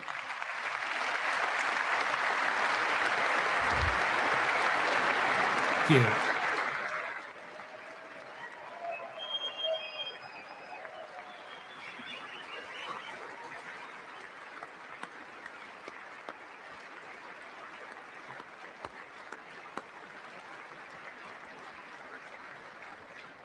And Petty Officer Ruskin, I'm pleased to inform you that I am now awarding you the Legion of Merit for extraordinary heroism, which is what it was, extraordinary heroism. Thank you. That's nice.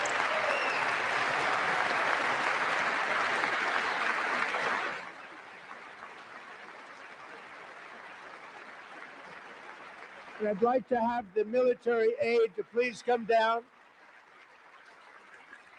and take care of the service. Military aid, thank you very much. Take care of that very important service. Thank you very much. From 1776 to today, every generation of Americans has stepped forward to defend life, liberty, and the pursuit of happiness. And they're really doing it for the next generation. But now it's our turn. Together, we're building a nation where every child has the chance to reach higher and go further, where government answers to the people, not the powerful, and where the interests of hardworking American citizens are always our first and ultimate concern. Welcome to the cult, bro. That is the debt Appreciate we owe you being to here. the heroes who came before us, and that is the promise we must keep to America for our 250th year. Last year, I urged this Congress to begin the mission by passing the largest tax cuts in American history, and our Republican majorities delivered so beautifully. Thank you, Republicans.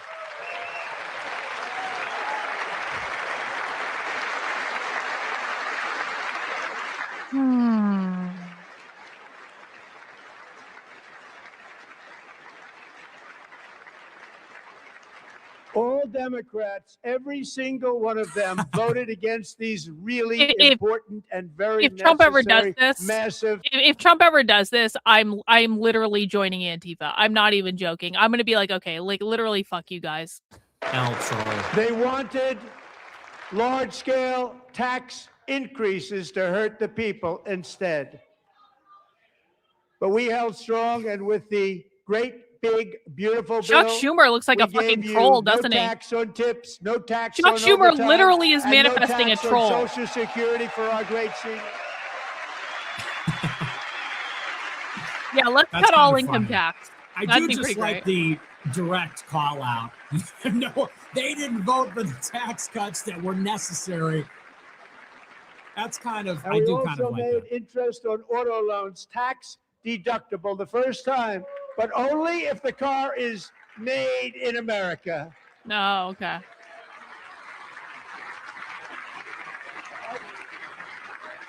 That's anti-Semitic? Oh, sorry. Recently I just thought in it was making a statement of Pennsylvania, I met fact. Megan Hemhauser, a devoted mom who's homeschools her children, beautiful, 2 children, during the day while waiting tables at night as her husband works overtime operating very heavy equipment. Yeah, real. Megan is here this evening, and she's happy to tell you that she is so much richer because with no tax on tips, Oh, yeah. no tax on overtime, Really? and her expanded child tax credit done again by Republicans, Megan and her husband will take home more than $5,000 extra just for the year, cutting her tax bill in more than half.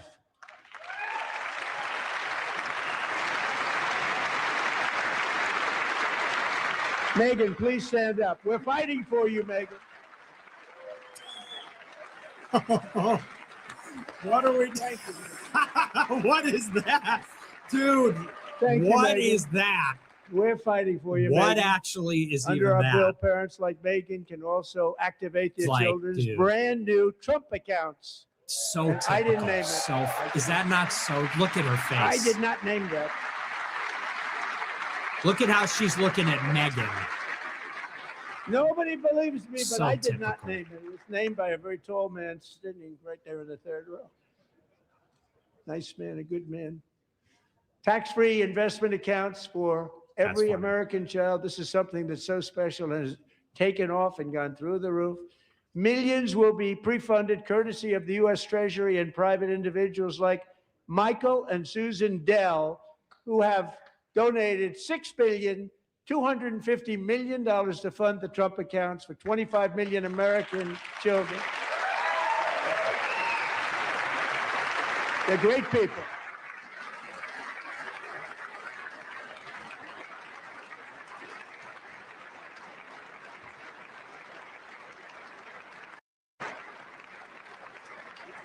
I actually do think that's kind of When I a cool asked thing, Michael, "How did honestly. you make all that money?" He said, "Well, I just sat on my dorm in school and I made computers and I'd sell them to people. And I just kept selling and selling and selling. And pretty amazing story. That's called the American dream. He sold a lot of computers, a lot of those laptops. So I congratulate him on that. But I really thank him and Susan, as well as others like Brad Gerstner. Come a very on. Tremendous guy. He was behind it right from the beginning. Brad Gerstner. Thank you, Brad.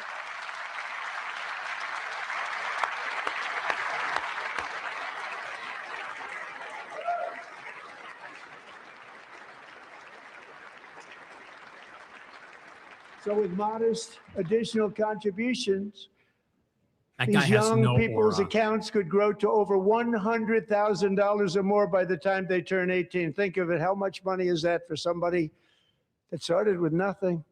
Over 100,000. It is a could be good much more thing. than It is that. a good thing. I don't think To we make can this shit on those investment in our accounts that much. children's future, go to trumpaccounts.gov. Okay, there we go. Trumpaccounts.gov. And a lot of people are doing it. They're setting every record in the book.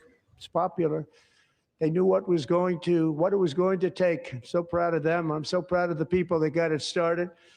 And now it's just taken off. One of the primary reasons for our country's stunning economic turnaround the biggest in history, where the Dow Jones broke 50,000 4 years ahead of schedule, and the S&P hit 7,000. But the Dow, guys. But where the it wasn't Dow. supposed to do it for many years, were tariffs. I used these tariffs, took in hundreds of billions of dollars to make great deals for our country, both economically and on a national security basis. Everything was working well. Countries that were ripping us off for decades are now paying us hundreds of billions of dollars. They were ripping us so badly, you all know that. Everybody knows it. Even the Democrats know it. They just don't want to say it. And yet these countries are now happy, and so are we. We made deals. The deals are all done, and they're happy. They're not making money like they used to, but we're making a lot of money. There was no inflation, tremendous growth, and the big story was how Donald Trump called the economy correctly, and 22 Nobel Prize winners in economics didn't. They got it totally wrong. They got it really wrong. And then just 4 days ago, an unfortunate ruling from the United States Supreme Court. It just came down. It came down. Very unfortunate ruling. But the good news is that almost all countries and corporations want to keep the deal that they already made, right, Scott? Knowing that the legal power that I, as president, have to make a new deal could be far worse for them, and therefore they will continue to work along the same successful path that we had negotiated before the Supreme Court's unfortunate involvement. So despite the disappointing ruling, these powerful country saving, it's saving our country, the kind of money we're taking in, peace protecting. Many of the wars I settled was because of the threat of tariffs. I wouldn't have been able to settle them without. Will remain in place under fully approved and tested alternative legal statutes. And they have been tested for a long time. They're a little more complex, but they're actually probably better, leading to a solution that will be even stronger than before. Tony Barrett got Congressional action will not be necessary. It's already time tested and approved. And as time goes by, I believe the tariffs paid for by foreign countries will, like I don't think I've seen her since 2020. She replaced the modern day system of income tax, taking a great financial burden off the people that I love. That was crazy how we got there. That was all over the place. Right? This guy just can't give a speech anymore. Moving forward, factories, jobs, investment, and trillions of dollars will continue pouring into the United States of America because we finally have a president who puts America first. I put America first. I love America.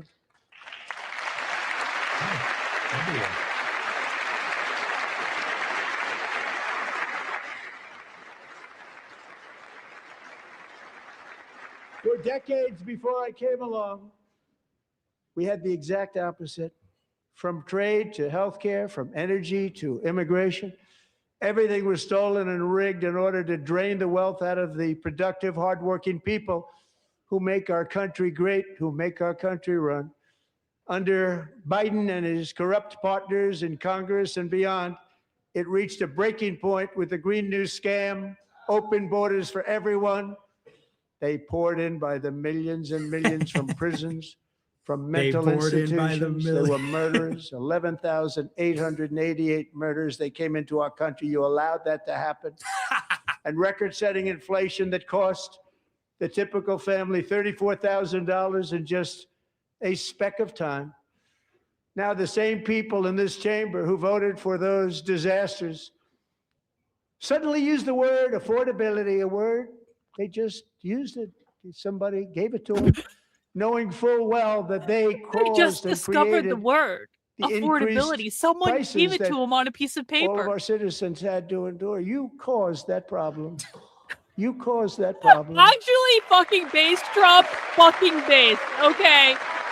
All right, we're back for one brief moment. This whole thing is a mess.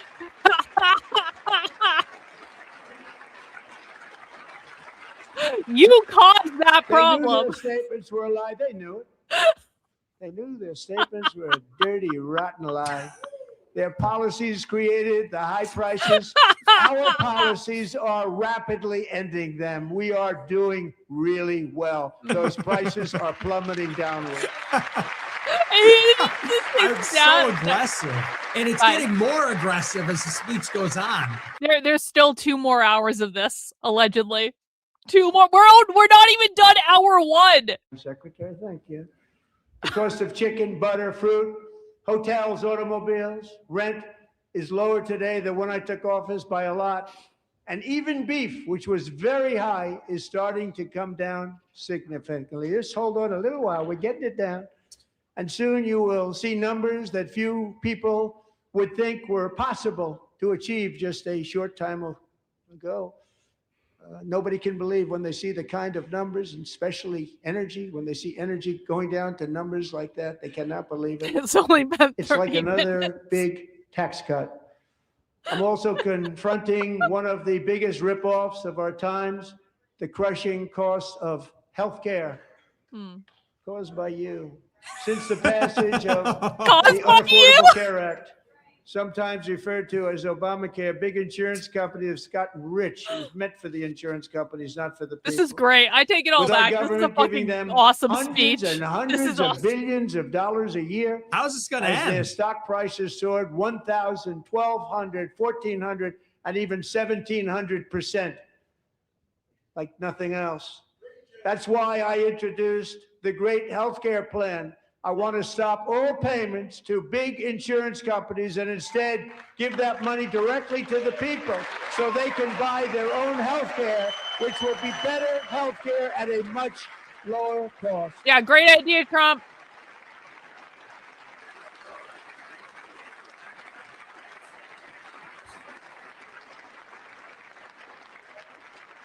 This is just wild. In addition, my plan requires maximum price transparency. That's a big deal. Sounds so simple, so big. And I did that in my first term, and the Democrats immediately terminated it with full knowledge that they were doing a very bad thing for the people. Costs were going to go way up, and that's what happened. And now I'm bringing them way down on healthcare and everything else. Yes, I'm also ending the wildly inflated obviously. cost of prescription drugs like has never happened before.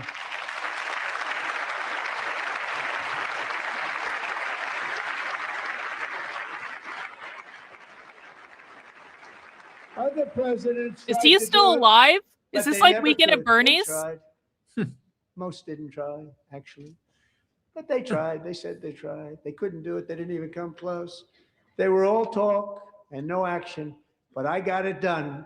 Under my just enacted most favored nation agreements, Americans who have for decades paid by far the highest prices of any nation anywhere in the world for prescription drugs will now pay the lowest price anywhere in the world for drugs. Anywhere, the lowest price. Awesome. Sounds great, Trump.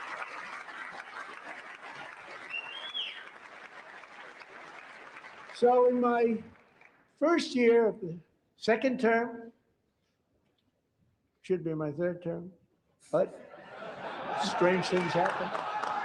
I took prescription drugs, a very big part of healthcare, 4 more years. from the highest price in the entire world to the lowest. That's a big achievement.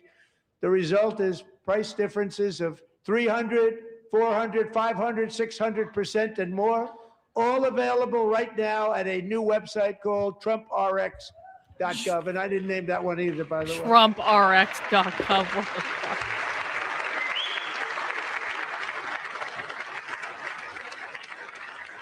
And here tonight is the very first customer ever to get that big discount, and it is big. Catherine Rayner. For 5 years, she and her husband have struggled with infertility, and they turned to IVF. One drug has been costing Catherine $4,000 to purchase. But a few weeks ago, she logged onto the Trump RX website and got that same drug that cost $4,000, got it for under $500. A reduction of much more, actually. Than That's pretty great, $3,500. actually. Honestly, fine. Catherine, we are all praying for you, and you're going to be a great mom.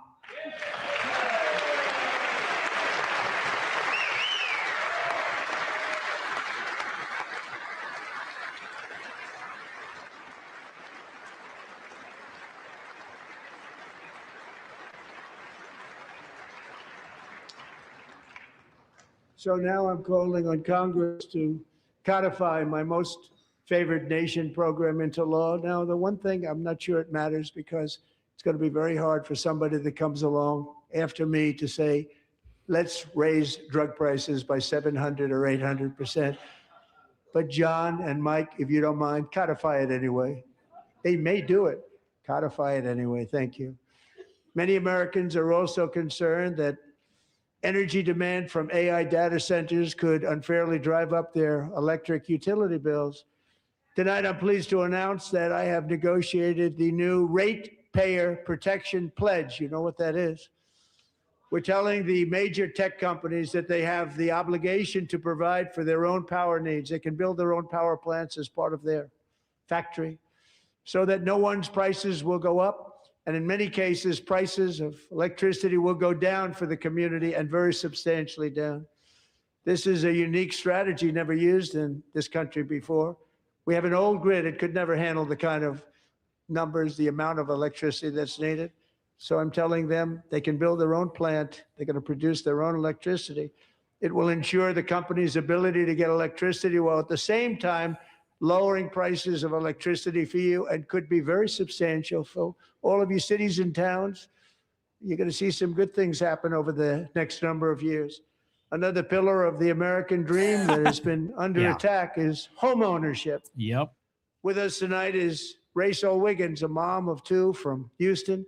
She placed bids on 20 homes and lost all of those bids to gigantic investment firms that bypassed inspection, paid all cash, and turned those houses into rentals, stealing away her American dream. She was devastated. Stories like this are why last month I signed executive order to ban large Wall Street investment firms from buying up in the thousands single-family homes.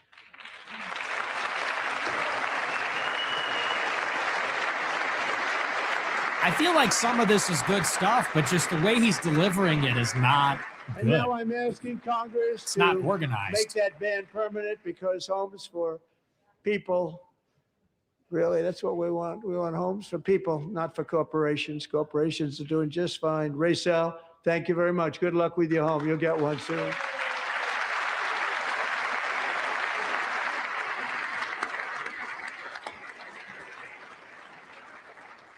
We're also working to make it easier for Americans to save for retirement. And under this administration, we will always protect Social Security and Medicare. They are not protecting it for our seniors. We will always protect Social Security, Medicare, Medicaid.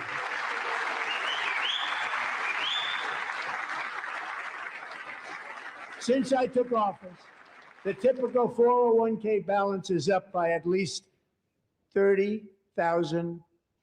That's a lot of money. We have millions and millions of people, because the stock market has done so well, setting all those records. Your 401ks are way up. Yet half of all of working Americans still do not have access to a retirement plan with matching contributions from an employer. To remedy this gross disparity, I'm announcing that next year my administration will give these often forgotten American workers, great people, the people that built our country, access to the same type of retirement plan offered to every federal worker. We will match your contribution with up to $1,000 each year. Yeah, okay. As we ensure that all Americans can profit from a rising stock market, let's also ensure that members of Congress cannot corruptly profit from using insider information.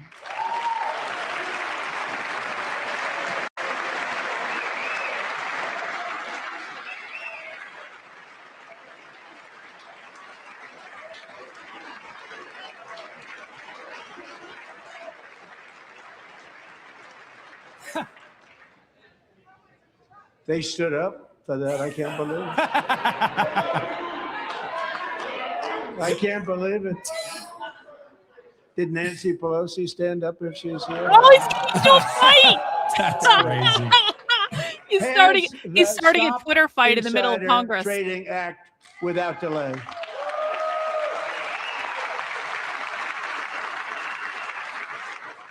That's funny. You see the Trump look is on his owning face. the libs in the middle of the State of the Union. I was going to applaud for that. I'm very impressed. Thank you. I'm very impressed. But when it comes to the corruption that He's is a maniac. plundering, it's plundering America. There's been no more stunning example than Minnesota, where members of the here we go. Somali community have pillaged an estimated $19 billion from the American taxpayer. Oh, we have all the information. And in actuality, the number is much higher than that. And California, Massachusetts, Maine, and many other states are even worse. This is the kind of corruption that shreds the fabric of a nation, and we are working on it like you wouldn't believe. So tonight, although started 4 months ago, I am officially announcing the war on fraud to be led by our great Vice President, J.D. Vance. I mean, good for Nick Shirley, man. How thrilling must that be for him that got mentioned in the State of the Union? Like, you people think I shit on everyone. I don't. Nick Shirley did really good work. Nick Shirley deserves that. That's awesome. I wonder whose idea that was. And we're able Trump isn't going to do shit about it, but it's still nice for him. We will actually have a balanced budget overnight. It'll go very quickly. That's the kind of money you're talking about. We'll balance our budget. The Somali pirates who ransacked Minnesota remind us that there are large parts of the world where bribery, corruption, and lawlessness are the norm, not the exception. Importing these cultures through unrestricted immigration and open borders brings those problems right here to the USA. And it is the American people who pay the price in higher medical bills, car insurance rates, rent, taxes, and perhaps most importantly, crime. That's the line of the speech. We will take care of this problem. We're going to take care of this problem. We are not playing games. Delilah. Look at this disgusting pig. Look at her pen. Nick, disavow, obviously.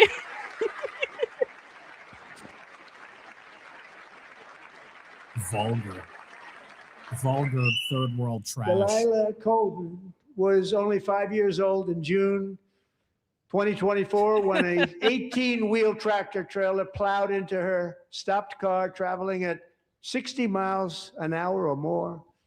The driver was an illegal alien let in by Joe Biden and given a commercial driver's license by open borders politicians in California. Doctors said Delilah would never be able to walk or talk, have a good life. She wouldn't even be able to eat again. But against all odds, she is now in the first grade learning to walk. And she's here this evening with her dad, Marcus, a fantastic man. Delilah, please, you are a great inspiration. Please stand up. Used to be a brown child for diversity. But it's sweet. That's really nice.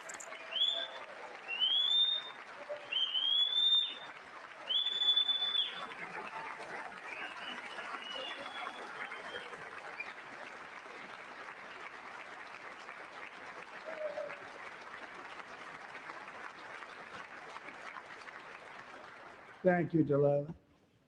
Many, if not most, illegal aliens do not speak English and cannot read even the most basic road signs as to direction, speed, danger, or location. That's why tonight I'm calling on Congress to pass what we will call the Delilah Law, barring any state from granting commercial driver's licenses to illegal aliens. The way that he said that, he goes, many illegals can't even speak English or read even the most basic signs. Oh, man. And yesterday, as you probably saw at the White House, I hosted a ceremony with Americans who lost their treasured loved ones to the scourge of illegal immigration. People came into our country, how we allowed this to happen with our open borders. These are the angel moms and families that for decades our government betrayed and our media totally ignored. It was terrible. Hard to believe, actually. In 2023, a 16-year-old high school cheerleader named Elizabeth Medina was supposed to perform in her town's Christmas parade, but she never arrived. Her mother, Jacqueline, went home to look for her and she found her lying dead in a bathtub, bleeding profusely after being stabbed 25 times.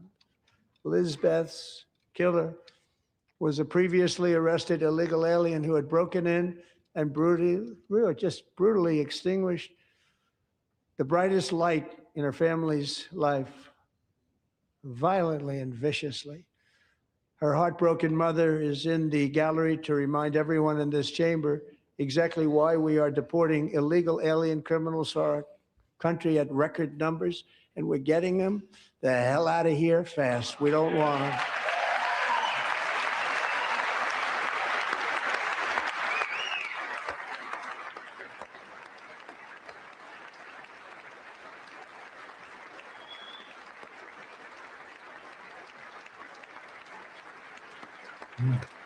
Her again.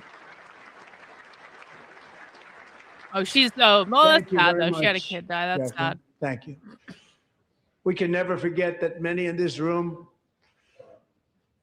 not only allowed the border invasion to happen before I got involved, but indeed they would do it all over again if they ever had the chance. If they ever got elected, they would open up those borders to some of the worst criminals anywhere in the world. The only thing standing between Americans and a wide open border right now is President Donald J. Trump and our great Republican patriots in Congress. Thank you. Thank you.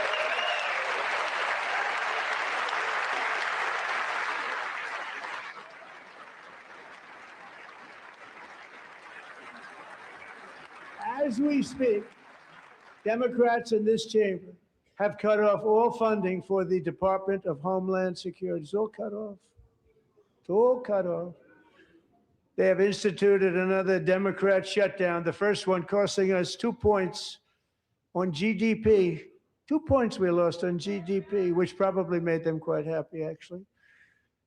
Now they have closed the agency responsible for protecting Americans from terrorists and murderers. Tonight, I'm demanding the full and immediate restoration of all funding for the border security, homeland security of the United States, and also for helping people clean up their snow. We have no money because of the Democrats, and it would be nice. We'd love to give you a hand at cleaning it up, but you gave no money. Nobody's getting paid. It's a shame. So you have to think about it. We have, in case you didn't know, a pretty large snowstorm out there. One of the great things about the State of the Union, so Trump isn't going to clean up the snow to own the libs. To see clearly what their representatives really believe. Who is that? So Who's tonight sleeping? I'm inviting every legislator to join with my administration in reaffirming a fundamental principle. If you agree with this statement, then stand up and show your support. Sleeping. The first duty of the American government is to protect American citizens, not illegal aliens.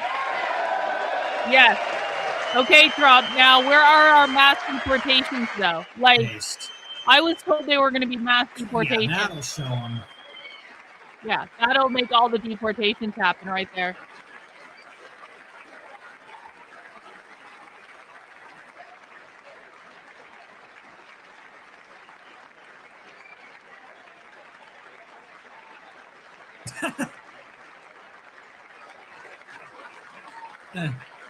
Kind of a cheap trick.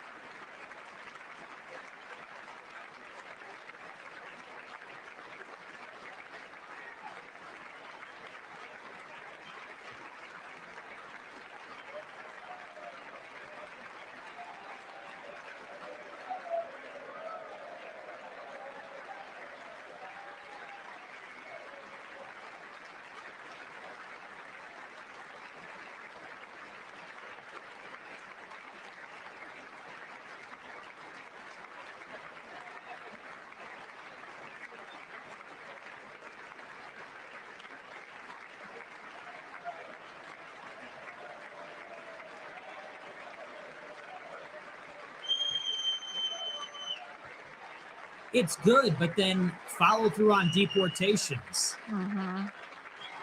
You know, you get all this, but why pull out of Minneapolis then? Isn't that a shame? You should be ashamed of yourself, not That's standing good. up. You should be Love that. ashamed of yourself. That's good, though. That is why I'm also asking you to end deadly sanctuary cities that protect the criminals and enact serious penalties for public officials who block the removal of criminal aliens.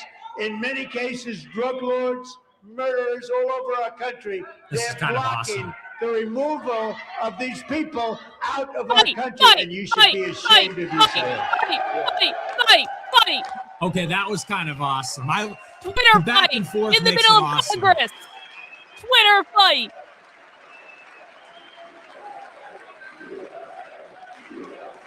USA, USA, Jerry, Jerry, Jerry, Jerry.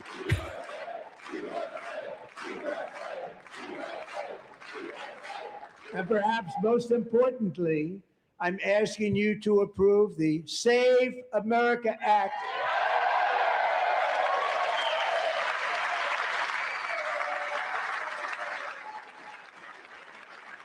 To stop illegal aliens and others who are unpermitted persons from voting in our sacred American elections. That cheating is rampant in our elections. It's rampant.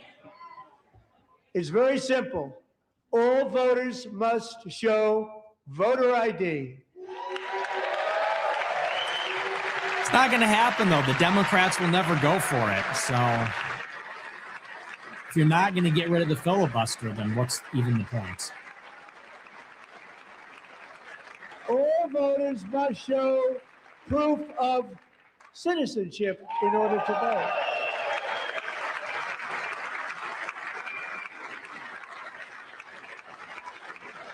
And no more crooked mail-in ballots except for illness, disability, military, or travel. None. And this should be an easy one. And by the way, it's polling at 89%, including Democrats. 89%. Dude, they're so mad. And Let even them New see. York City. I think he's a nice guy, actually. Speak to him a lot. Oh, I speak to Their him a lot, policy, huh? Nice guy. Just said they want people to shovel snow. They got hit hard. Wants them to shovel snow, but if you apply for that job, you need to show 2 original forms of ID and a Social Security card. Yet they don't want identification for the greatest privilege of them all, voting in America. No, it's no good. No good. Both Republicans and Democrats overwhelmingly agree on the policy that we just enunciated. And Congress should unite and enact this common sense, country-saving legislation right now, and it should be before anything else happens. So real, Trump. So real. That's who's jamming us up, man. It's that face. And the reason they don't want to do it, why would anybody not want voter ID? One reason, because they want to cheat. There's only one reason. True. They make up all excuses. They say it's racist. They come up with things you almost say, what imagination they have. They want to cheat. They have cheated. And their policy is so bad that the only way they can get elected is to cheat. And we're going to stop it. We have to stop it, John. You tell him, Trump. He's just going beast mode. He's really going for it. I love the yelling. It's so combative. I love it. So antagonistic. And here's one more opportunity to show common sense in government. In the gallery tonight are Sage Blair and her mother, Michelle. In 2021, Sage was 14 when school officials in Virginia sought to socially transition her to a new gender, treating her as a boy and hiding it from her parents. I was like, oh no. I was like, oh no. Confused Sage ran away from home. after she was found in That a would have been a horrific travesty. situation in Maryland. A left-wing judge refused to return Sage to her parents because they did not immediately state that their daughter was their son. Hey, yo. Sage was thrown into an all-boys state home and suffered terribly for a long time. Okay, But good. today, all of that is behind them because Sage is a proud and wonderful young woman Look at with this a one. full ride That's the training. scholarship to Liberty University. Sage and Michelle, please stand up. Christianity will fix her. It'll be fine, guys. Let's go. Clock it. It's so true. So true. Clock it.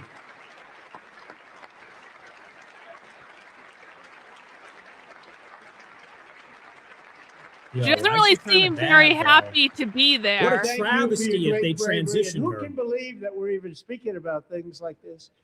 15 years ago, if somebody was up here and said that, they'd say, what's wrong with him? But now we have to say it because it's going on all over numerous states without even telling the parents. But surely we can all agree no state can be allowed to rip children from their parents' arms and transition them to a new gender against the parents' will. Who would believe that we've been talking about this? So true. We King. must ban it, true. and we must ban it There immediately. are two genders, men and women, okay? So based, Trump. So based. Look, nobody stands up. These people are crazy. I'm telling you. They're Yes. Dude, yes. Fuck yeah, dude. Yes. That's awesome. Perfect. That was fucking awesome, actually. crazy. Boy, oh boy. They just called them We're a lucky we have a country with people like this.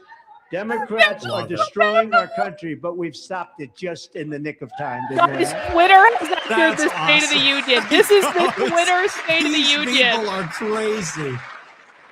Okay. The Twitter State of the Union. Will sent the army. No one That's cares awesome. more about protecting America's youth than our wonderful First Lady. Now a movie star. She's a movie star. Can you believe it? Who would have believed that? This is Over the great past stuff. year, I'm loving She this. has had an incredible impact She's a championing movie AI star. Melania is legislation, so advancing beautiful. a So landmark corrupt. executive That is, order on it's forced like an care and absurd helping level of secure beauty. $30 million to launch the Melania Trump She's Force so the Youth to diabolical. I love it. Independence initiative. It's a tremendous, really a tremendous thing that happened and had a lot of bipartisan support. She gets much better bipartisan support than I do. I get none. She gets a lot. Someday you're going to have to tell me how you did that. The GOAT. And students and educators in every state have joined the First Lady's efforts in the presidential AI challenge, keeping America's next generation positioned to succeed and strongly succeed in the future. Tonight, we welcome two young people whose lives reflect the First Lady's impact, Sierra Burns and Everest Nevermont. Thank you both. And Melania, thank you. I know how hard you worked on it. Thank you very much. Let's see who this is going to be based on those names. Oh, okay. Don't love the nose ring. Don't love the septum piercing.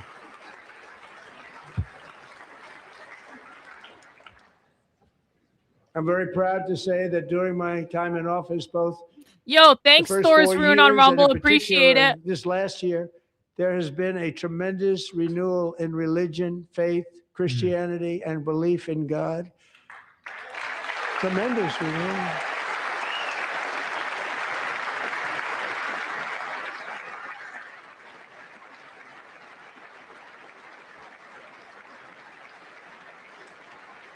This is especially true among young people, and a big part of that had to do with my great friend, Charlie Kirk, a great guy, great guy. Oh, here's Erica. She's going to cry. Candace's series starts tomorrow. That's so exciting. I want to see what Candace So has to last say. year, Charlie was violently murdered by an assassin and martyred, really martyred for his beliefs. Yep. His wonderful wife, Erica, is with us tonight. Erica, please stand. What is with the rings? Like,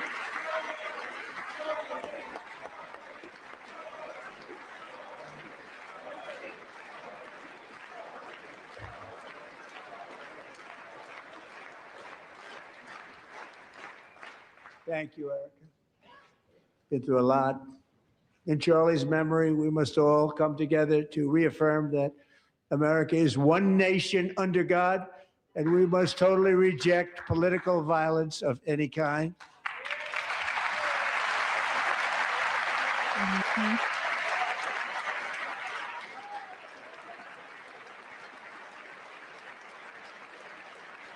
We love religion, and we love bringing it back, and it's coming back at levels that nobody actually thought possible. It's really a beautiful thing to see. We're bringing it back. Above all, unleashing America's religion. promise requires keeping our communities safe. We have made incredible strides, yet dangerous repeat offenders continue to be released by pro-crime Democrat politicians again and again. We are honored to be joined tonight by a woman who's been through hell, Anya Zuretska. In 2022, she and her beautiful daughter, so beautiful, what a beautiful young woman. Irina fled war-torn Ukraine to live with relatives near Charlotte, North Carolina. oh, the mother's And there. by the Oh, way, shit. what's going on with That's Charlotte? crazy. Last summer, 23-year-old Irina was riding home on the train when a deranged monster who had been arrested over a dozen times and was released through no cash bail, stood up and viciously slashed a knife through her neck and body. No one will ever forget there were people on that train. No one will ever forget the expression of terror on Irina's face as she looked up at her attacker in the last seconds of her life. She died instantly. She had escaped a brutal war only to be slain by a hardened criminal set free to kill in America, came in through open borders. Mrs. Zuretska, tonight I promise you we will ensure justice for your magnificent daughter, Irina. Why haven't there been murals of her? Because conservatives don't do shit. That's why. There should be murals of that girl all over the place. Where's the propaganda, conservatives?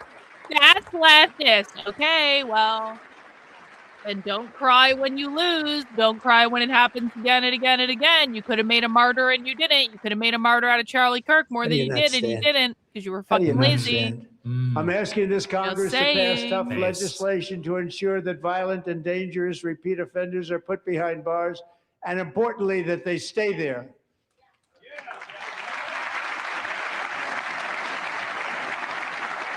I'm kind of loving it. I'm not going to lie. It's pretty good. Pretty epic. Starting last summer, I deployed our National Guard and federal law enforcement to restore law and order to our most dangerous cities, including Memphis, Tennessee, big success, New Orleans, Louisiana, big success, and our nation's capital itself, Washington, D.C., where we have almost no crime anymore in Washington, D.C. How did that happen?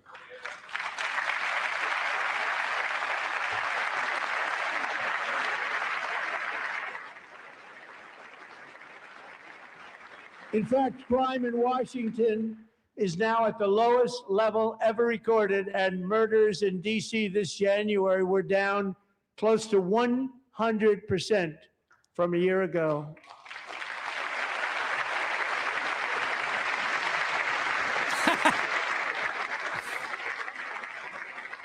Okay.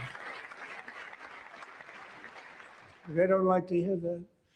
One of the sick people, one of the brave service members who helped achieve this stunning turnaround was 20-year-old West Virginia Army National Guard Specialist Sarah Beckstrom.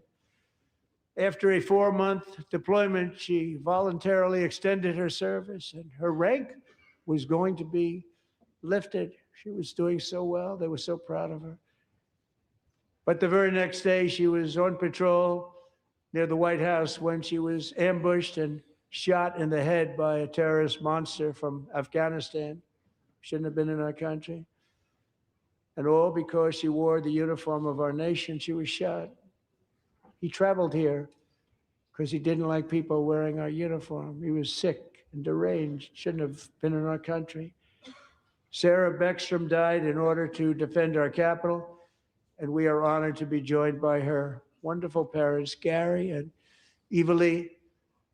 Your daughter was a true American patriot, and she will be greatly missed. She was a great person. I saw reports on her that never seen anything like it.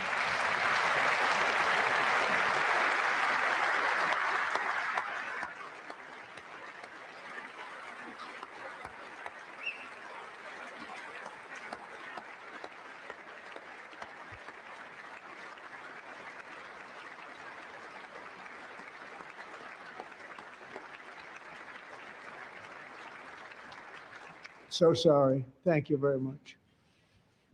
A great young lady. I saw reports that were like, perfect. She was perfect. Serving alongside Sarah that day was Staff Sergeant Andrew Wolf. The terrorist shot Andrew in the head, and no one thought he could possibly make it. The two of them, Sarah and Andrew, both shot violently in the head. Neither was expected to make it. They weren't even given a chance, except his wonderful mother, named Melody, who I spoke to the same night, and she was so positive. The doctors thought that Andrew was gone, but his mother said, no, Mr. President, Andrew will be fine. He's going to make it. I've never seen anything like it. I mean, he was given almost no chance. She said, I have no doubt, sir, he's going to be okay. This was a conversation that I had with her that night, with her son laying helplessly in bed, blood all over. Everybody is praying, she said, sir, he will be okay. The doctors didn't understand what she was saying. And after looking at the results of the damage done, neither did I. She was so strong and conclusive that even Andrew's great father felt she didn't really understand the gravity of the situation. But she turned out to be right. Right, Melanie? She turned out to be right.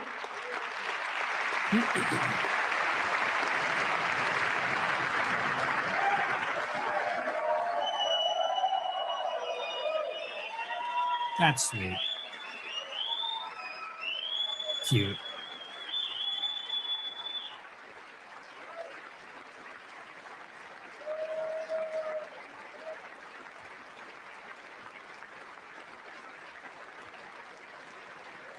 I thought that was Shane Gillis when they first came out at the beginning.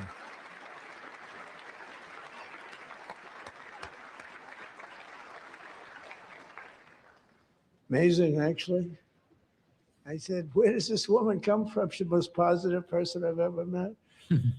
With God's help, Andrew has battled back from the edge of death, and we're talking about the edge of death, on his way to a miraculous recovery. He's got a little work to do, but he's doing great.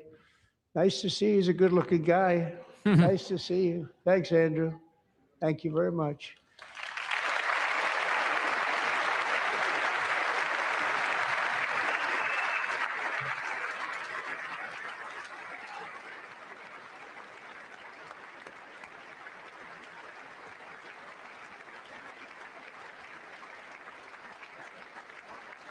So, Andrew, while you're up, now I'm going to ask a highly respected General James Seward to present Staff Sergeant Andrew Wolf and the great family of Sarah Beckstrom with the award created by our late, great President George Washington himself. It's called the Purple Heart.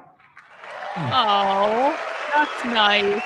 Okay, all right, That's nice. All right.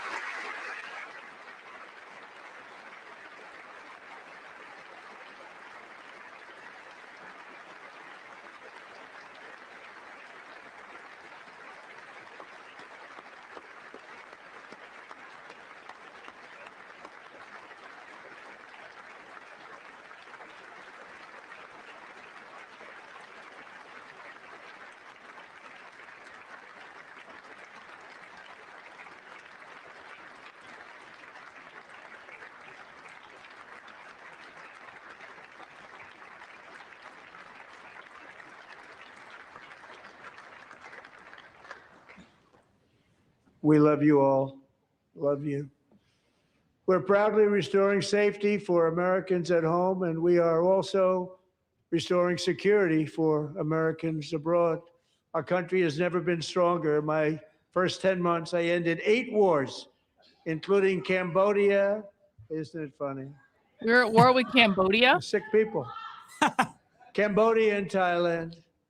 Pakistan and India would have been a nuclear war. 35 million people said the Prime Minister of Pakistan would have died if it were not for my involvement. Kosovo and Serbia. Israel and Trump, Iran, the arbiter Egypt of world and peace. Ethiopia, Armenia and Azerbaijan, the Congo and Rwanda, and of course the war in Gaza, which proceeds at a very low level. It's just about there. And I want to thank Steve Witkoff and Jared Kushner for I'm sure your the help. Palestinians really feel like Thank you, that whole situation is taken care of, Trump. I'm sure the Palestinians feel. Oh, there's Jared Kushner. And there he is. Getting recognized like in the always. State of the fucking Union. I thought they were going to Dude, stay out look of at the girl. politics. Is that Lara Trump, or she's one of the Trumps? Eesh. And I also want to thank the man they report to, Head of the RNC, right? Secretary of State Marco Rubio. Thank you, Marco.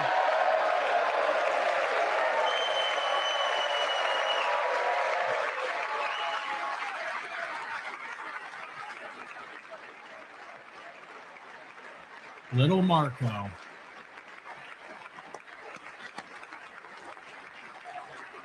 People like you. You know, Marco got 100% of the votes when he was in confirmation. I think our next one was about 54%. And some of the Democrats are now saying, I can't believe we approved that guy. And he said it's an honor that they feel that way, right, Marco? You have done a great job, great Secretary of State. I think he'll go down as the best ever. Best Secretary of State of all time. Yep. Toast. If Trump doesn't mention Antifa in this State of the Union, I'm gonna flip the fuck out. Negotiated every single hostage, both living and Trump dead, has not even has mentioned been returned Antifa. home. Can you believe that? Hasn't mentioned Antifa. Hasn't mentioned the school. Hasn't mentioned the union. Nobody thought it was possible. Look at the Democrats clap for that one. They didn't clap for ending all the wars. So insane. Hostages, yeah. Who had a dead son, their boy, they'd always tell me their boy, they wanted him as much as though he were living. That was an amazing period of time. And they came back, and when we got all of the living hostages back, and many, many before them, but I always said those last 20 are going to be very tough, but we got many, many more, hundreds. But I said those last 20 are going to be tough. We got them back, but we only got back 14 or 15 of the dead of the 28. And believe it or not, Hamas worked along with Israel, and they dug and they dug and they dug. It's a tough thing to do, going through bodies all over, passing up 100 bodies sometimes for each one that they found. Tough job. And they finally got it back to 27.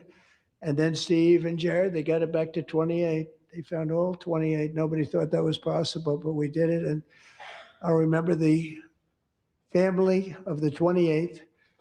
They were so grieved, but they were so happy as it's possible to be. They had their boy back. The mother said, "Sir, we have our boy back." What a period of time that was, but we got them all back. So thank you both very much. Great job.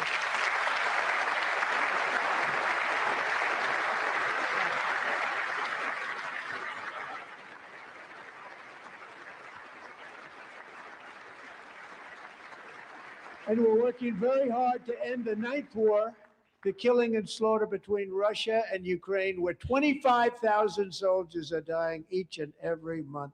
I don't know, Trump. Maybe just stop funding it. Maybe just stop funding it. A month. Maybe stop sending them money. President. Would have never happened. Maybe just stop sending the money, Trump. Wherever I can, but I will never hesitate to crazy. I know. Absurd idea.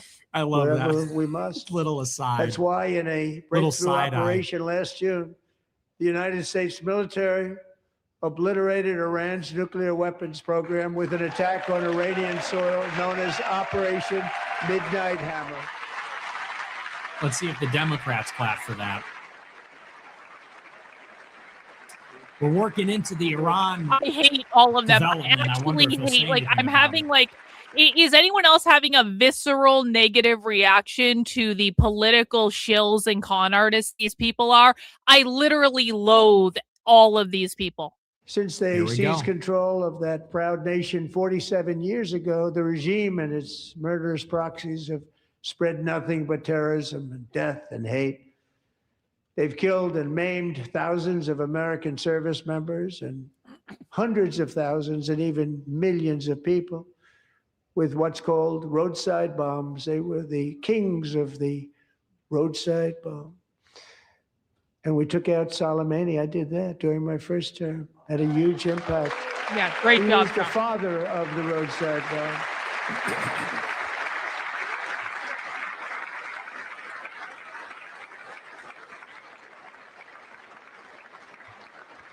And just over the last couple of months with the protests, they've killed at least, it looks like 32,000 protests, 32,000 protesters in their own country. They shot them and hung them. We stopped them from hanging a lot of them with the threat of serious violence. But this is some terrible people. They've already developed missiles that can threaten Europe and our bases overseas, and they're working to build missiles that will soon reach the United States of America. After Midnight Hammer, they were warned to make no future attempts to rebuild their weapons program, and in particular, nuclear weapons. Yet they continue, starting it all over. We wiped it out, and they want to start all over again, and are at this moment again pursuing their sinister ambitions. We are in negotiations with them. They want to make a deal, but we haven't heard those secret words. We will never have a nuclear weapon. My preference.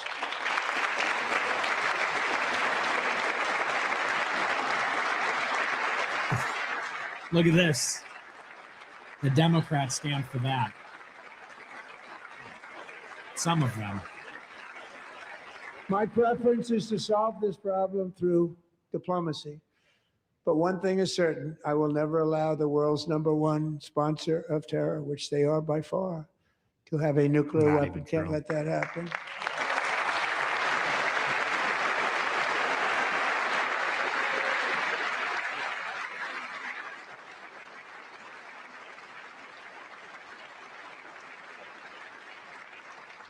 And no nation should ever doubt America's resolve. We have the most powerful military on earth. I rebuilt the military in my first term. We're going to continue to do so. Also, we just approved $1 trillion budget. We have no choice. We have to be strong. So no announcement on Iran. Because hopefully we will seldom have to use this great power that we built together. It's really called Peace Through Strength, and it's been very, very effective.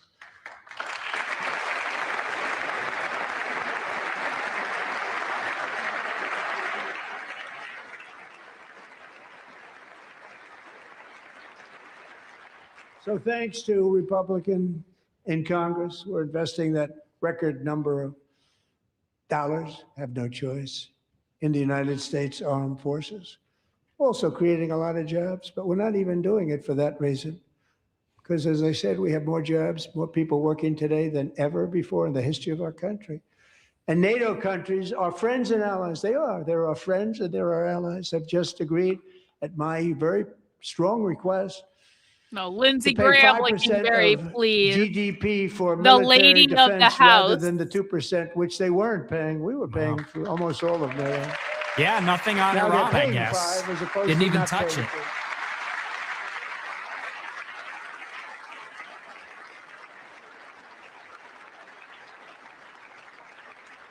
And getting that 5% was something which everyone said would never be done, could not happen. We got it really easily. One meeting. And big difference between 2% that's not paid. We were paying the freight of many of them. Very few were paid up. now 5%, then they're paid. And everything we send over to Ukraine is sent through NATO, and they pay us in full. They pay us totally in full. Every branch of our armed forces is setting records for recruitment. This is so exciting. And every service member recently. Yeah, Zog's Army. Oh, did they all leave? And every service member recently received a warrior dividend of $1,776. The warrior dividends. Almost forgot about that. You know, they put it on my desk. We got the money from tariffs and other things, a lot of money. We have much more money than people understand. Have to rebuild that program a little bit, but it won't take long. But we got the money, and it was $1,775, and they wanted my approval. And I said, what's the number? $1,775. I said, wait a minute, for $1 more, we can have $1,776. It's going to, I said, we're going to figure that. I never asked anybody if we could afford it. $1 more, I said $1,776. And I said, that's good. And I'll tell you what, our military, that was 4 months ago, our military, I never see a person in the military that doesn't thank me for it. So we're honored to do it. They deserve it. And we call it 1776. It was great. And we love our military. We love our law enforcement. We love our firemen. You know, the firemen don't get mentioned enough. We love our firemen. We're also...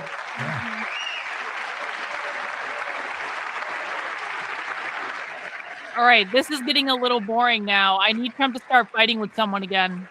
Can we talk about immigration again so Trump can start a fight with the Democrats? That would be pretty great. We're also restoring American security and dominance in the Western Hemisphere. Trying to fall asleep here, Trump. Our national interests. Still got an hour and a half left to go. From violence, drugs, terrorism, and foreign interference for years. I could be buying a purse on whatnot right now. Territory in our region, including large parts of Mexico, really large parts of Mexico, have been controlled by murderous drug cartels.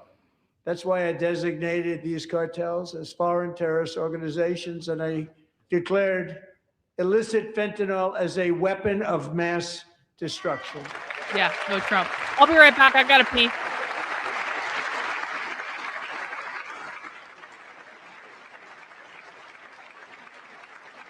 And with our new military campaign, we have stopped record amounts of drugs coming into our country and virtually stopped it completely coming in by water or sea. You probably noticed that. We very seriously damaged their fishing industry also. Nobody wants to go fishing anymore. We've also taken down one of the most sinister cartel kingpins of all. You saw that yesterday. In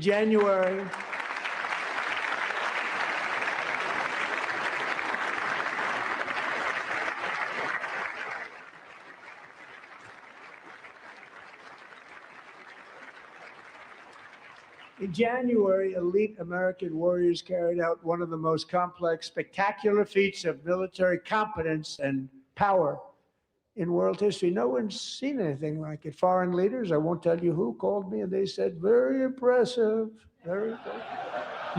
They couldn't believe, they all watched. They saw what happened. You know what? This is a good point. This is a different fighting force that we had years ago when we fought to tie. Except the last time I did this and I multitasked and I was doing whatnot at the same time as I was streaming, I accidentally spent $200 more on a bag than I actually wanted to spend. And it was a total fucking accident. And so maybe I shouldn't be multitasking doing whatnot because it cost me more money than I needed to spend. I'm just saying. But the bag was awesome. It was totally worth it. I don't regret it at all, but it was awesome. Still $200 more than I wanted to pay. And America's armed forces overwhelmed accidentally all defenses and utterly defeated an enemy, good fighters, to end the reign of outlaw dictator Nicolas Maduro and bring him to face American justice. This struggle is real.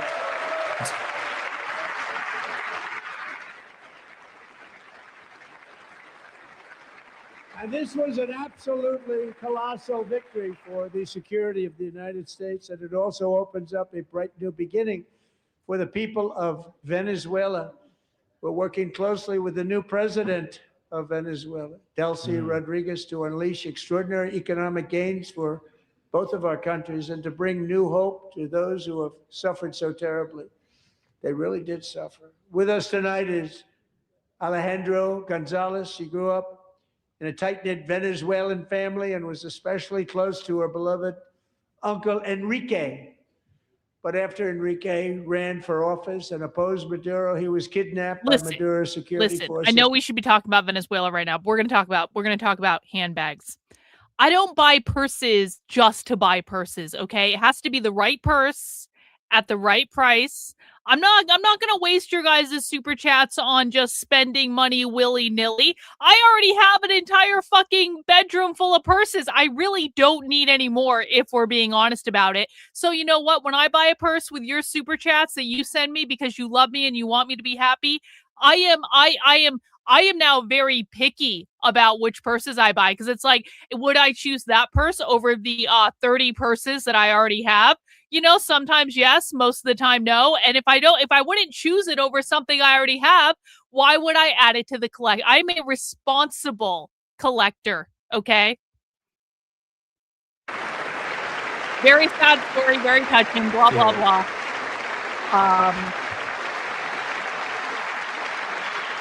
I have a display, okay?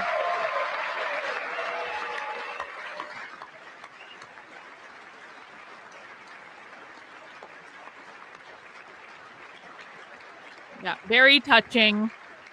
Ad for Plato's Closet. No, Whatnot is not Plato's Closet. Shut the fuck up. Thank you, Enrique. Have a good time. Nice to have you back, Enrique. There were many heroes on that January raid to capture Maduro. Really great heroes. It was very dangerous. They knew we were coming. They were all set. But the deeds of one warrior that night will live forever in the eternal chronicles of military valor. Victor loves my purses. He Officer 5. Please buy Versace. I actually do want a Versace bag. I have a Versace vanity. Flight lead. If not, then it goes to the fascist fund. Thank you, Fritz. A big, beautiful, powerful helicopter. I want a Versace watch too. There's a pink Versace watch that I've been eyeing for a while. Imagine, many American warfighters wearing the dog tags. His wife Amy had blessed with holy water before he left. She knew it was going to be a rough one. Eric steered the Chinook under the cover of night and descended swiftly upon Maduro's heavily protected military fortress. I love it. I fucking love it. Military installation, protected by thousands of soldiers and guarded by Russian and Chinese military technology. What is the most expensive what? I've actually thought about this, ironically. I know we're not paying attention to Trump, but like, have you seen Versace robes? Versace robes. I literally almost bought one last week because there was someone selling one. It was so fabulous, and I was like, but I didn't. But it was awesome. That the use of his legs was vital to successful helicopter flight. Legs are the most important part of flying a helicopter. Is that true? To deliver the many commandos who would capture and detain Maduro was the only thing Eric was thinking about. I watched someone spend over $12,000 on Whatnot last night on an Hermes purse, unironically. At a steep angle. The machine gun stood right in front of him. They were right. Last night, they auctioned off a purse on my favorite Whatnot show, a Birkin. It was like a Birkin 30 or something. I watched someone spend $12,000 on a purse in a single purchase. Whatnot is the greatest app of all time. Gunners eliminate the threat. Turn the helicopter around so the gunners could take care of business, saving the lives of that is a good price on an Hermes. That is an affordable price. Crash deep in enemy territory.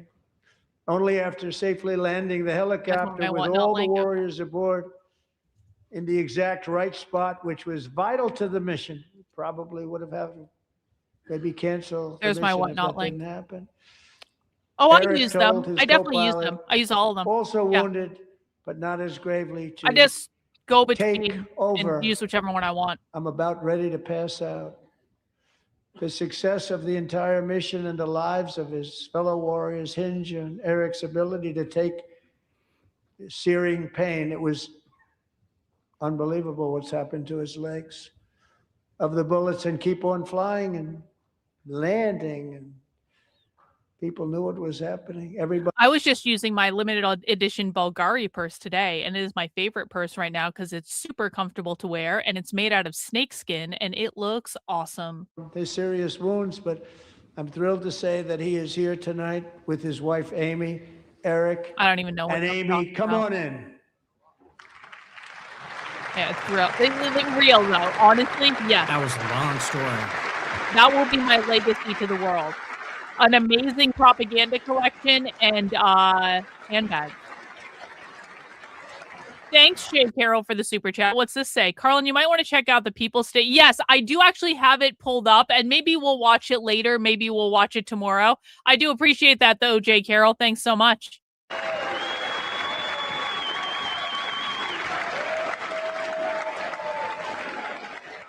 I just don't know how much leftist State of the Union I can actually handle, if I'm honest.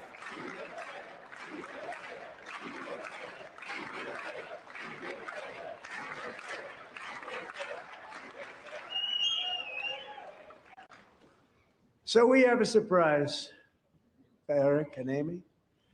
In recognition of Eric's actions above and beyond the call of duty, I would now like to ask General Jonathan Braga to present Chief Warrant Officer Slover with our nation's highest military award, the Congressional Medal of Honor.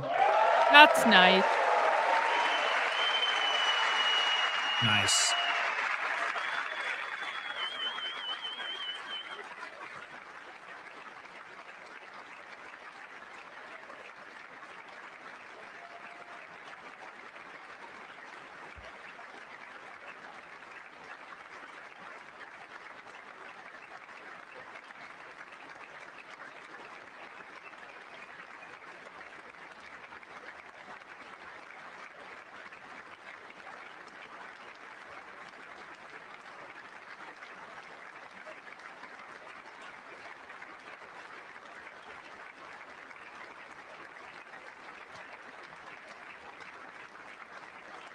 That guy's a big guy, man.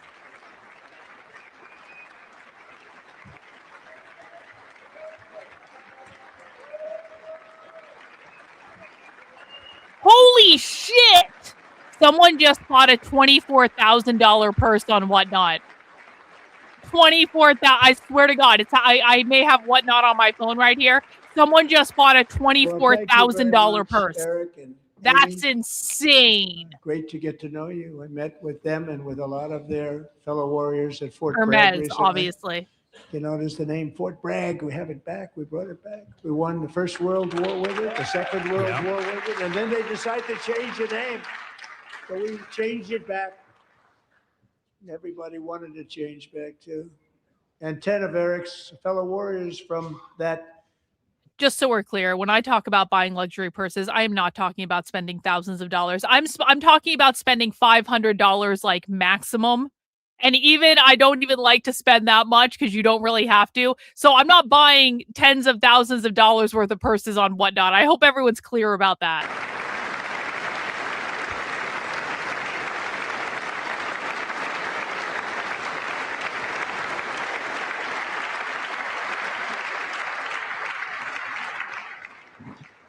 Thank you, Eric. I'm going to start rumors about how much money you guys are actually Tonight we've giving celebrated me. many truly extraordinary American patriots, but there is one last living legend to honor before we go.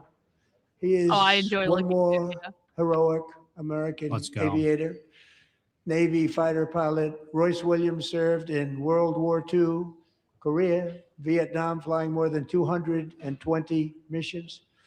In the skies over Korea in 1952, this guy rules, Royce though. was in the dogfight of a lifetime, legendary dogfight. Flying through blizzard conditions, his squadron was ambushed by 7 Soviet fighter planes. It was his first aerial combat of the war, and despite being massively outnumbered and outgunned, Royce led the takedown of 4 enemy jets and almost destroyed the others, vanquishing his adversaries while taking 263 bullets to his own plane and being seriously hurt. His story was secret for over 50 years. He didn't even want to tell his wife, but the legend grew and grew. But tonight, at 100 years old, this brave Navy captain is finally getting the recognition he deserves. He was a legend long before this evening. Royce, please stand up, and I will ask the First Lady of the United States to present Captain Royce Williams with his Congressional Medal of Honor. Oh, that's so nice. Very nice. That's nice. Okay, good for him. That's got to be awesome.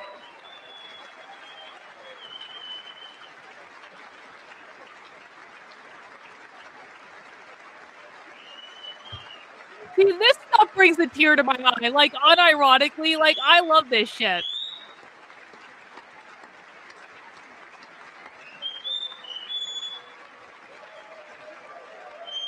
This guy probably never in a million years thought that he would get a Congressional Medal of Honor in the State of the Union. I mean, like, never in a million years. He did, like, that's crazy, man.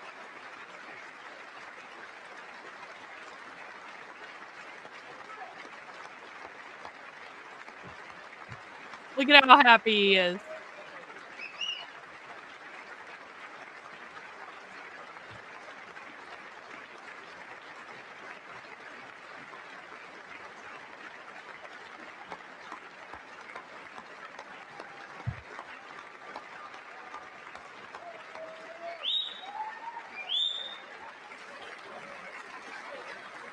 Best moment of the night so far, like by far and away. This guy rules. This guy is the king of the State of the Union.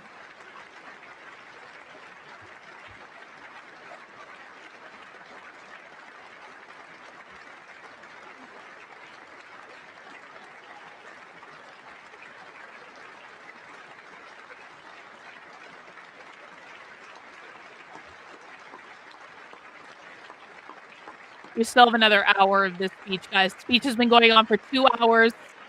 We are 120 minutes in. Can we make it through another hour of this speech?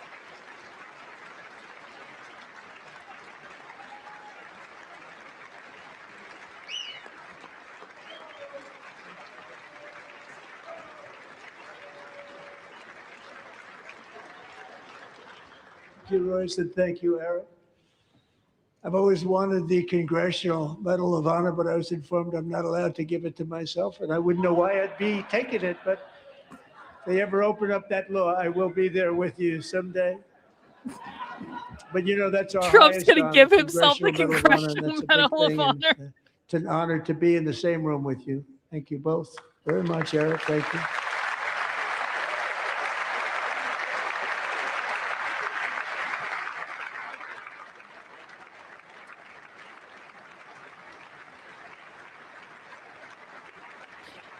Yo, thanks, Doug. Appreciate you. You rock, bro. Thank you. 250 years is a long time in the life of a nation, but in another sense, it's really a mere moment in the eye of history. Two of the gentlemen we met in the gallery this evening took their first breaths 1 century ago, 100 years before that, on July 4th, 1826, the author of the Declaration of Independence, brilliant, Thomas Jefferson, drew his last breath. Just a single long human lifespan separates the giants who declared and won our independence from the heroes who stand among us tonight. Everything our nation has done, everything we have achieved, has been the work of those few great lifetimes. In those brief chapters, Americans built this nation from 13 humble colonies into the pinnacle of human civilization and human freedom, the strongest, wealthiest, most powerful, most successful nation in all of history. Americans ventured out across the daunting and dangerous continent. We carved paths through an unforgiving wilderness, settled a boundless frontier, and tamed the beautiful but very, very dangerous Wild West. From empty marshes and wide open plains, we raised up the world's greatest cities. Together, we mastered the world's mightiest industries, and shattered history's monstrous tyrannies, and we liberated millions from the chains of fascism, communism, oppression, and terror. Not fascism. Americans lifted humanity into the skies on the wings of aluminum and steel. And then we launched mankind into the stars on rockets powered by sheer American will and unyielding American pride. W's for Doug. 5 more gifted memberships. Thanks, Doug. You rule. Really appreciate it, bro. With American culture. And now we are pioneering the next great American breakthroughs that will change the entire world. All of this and so much more is the enduring legacy, unmatched glory of the hardworking patriots who built and defended this country and who still carry the hopes and freedoms on all of humanity's backs. For years, they were forgotten, betrayed, and cast aside. But that great betrayal is over, and they will never be forgotten again. Because when the world needs courage, daring, vision, and inspiration, it is still turning to America. And when God needs a nation to work his miracles, he knows exactly who to ask. There is no challenge Americans cannot overcome, no frontier too vast for us to conquer, no dream too bold for us to chase, no horizon too distant for us to claim. For our destiny is written by the hand of providence, and these first 250 years were just the beginning. From the rugged border towns of Texas to the heartland villages of Michigan, from the sun-kissed shores of Florida to the endless fields of the Dakotas, and from the historic streets of Philadelphia to right here in our nation's capital, Washington, D.C., the golden age of America is upon us. The revolution that began in 1776 has not ended. It still continues because the flame of liberty and independence still burns in the heart of every American patriot.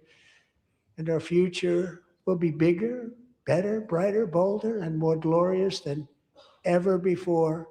Thank you. God bless you. And God bless. Is that it? 2 hours? Holy shit. Holy shit. Let's go. Let's go. Let's go. Okay. So they're all out. Oh, I thought we had a whole other hour to go. I was Democrats. Bracing myself. So no mention of ICE. No mention of Antifa. No mention of education. What the fuck? Let's see. So, in the State of the Union. So it looks like just under 2 hours. There I think we got started a little bit after 8 o'clock. No mention about hour 45 minutes, Antifa. Hour and a half, something like that. No mention of it's hard to say how that will be received. Radicals. I think that got off to a rough start. That's no for sure. mention of I think the organization education. of the speech, especially the beginning, was just off. I can see what he was trying to go for. He's going for the 250-year anniversary thing. Seems like but the preamble was not good. That was not no clear mention in of the deportation. introduction. Yeah. There was some good stuff. There were some bright spots no in there. mention I think overall, mass though, deportations. The way that it will be received is that it's extremely combative. They will say, I think the word of the day, people will call it divisive. That is what you're going to hear in the Washington Post and the New York Times. Remember, Antifa is such a terrorist organization. Antifa is such a threat to this country that Trump didn't mention them once in the State of the Union. Major accomplishments, really only in the first 10 minutes. I don't think that he spent a ton of time, actually. Well, we'll see what Nick has to say about this, and there's going to be a Democrat response, too, Didn't talk too much about the economy. I mean, because here's the thing, it's a work in progress.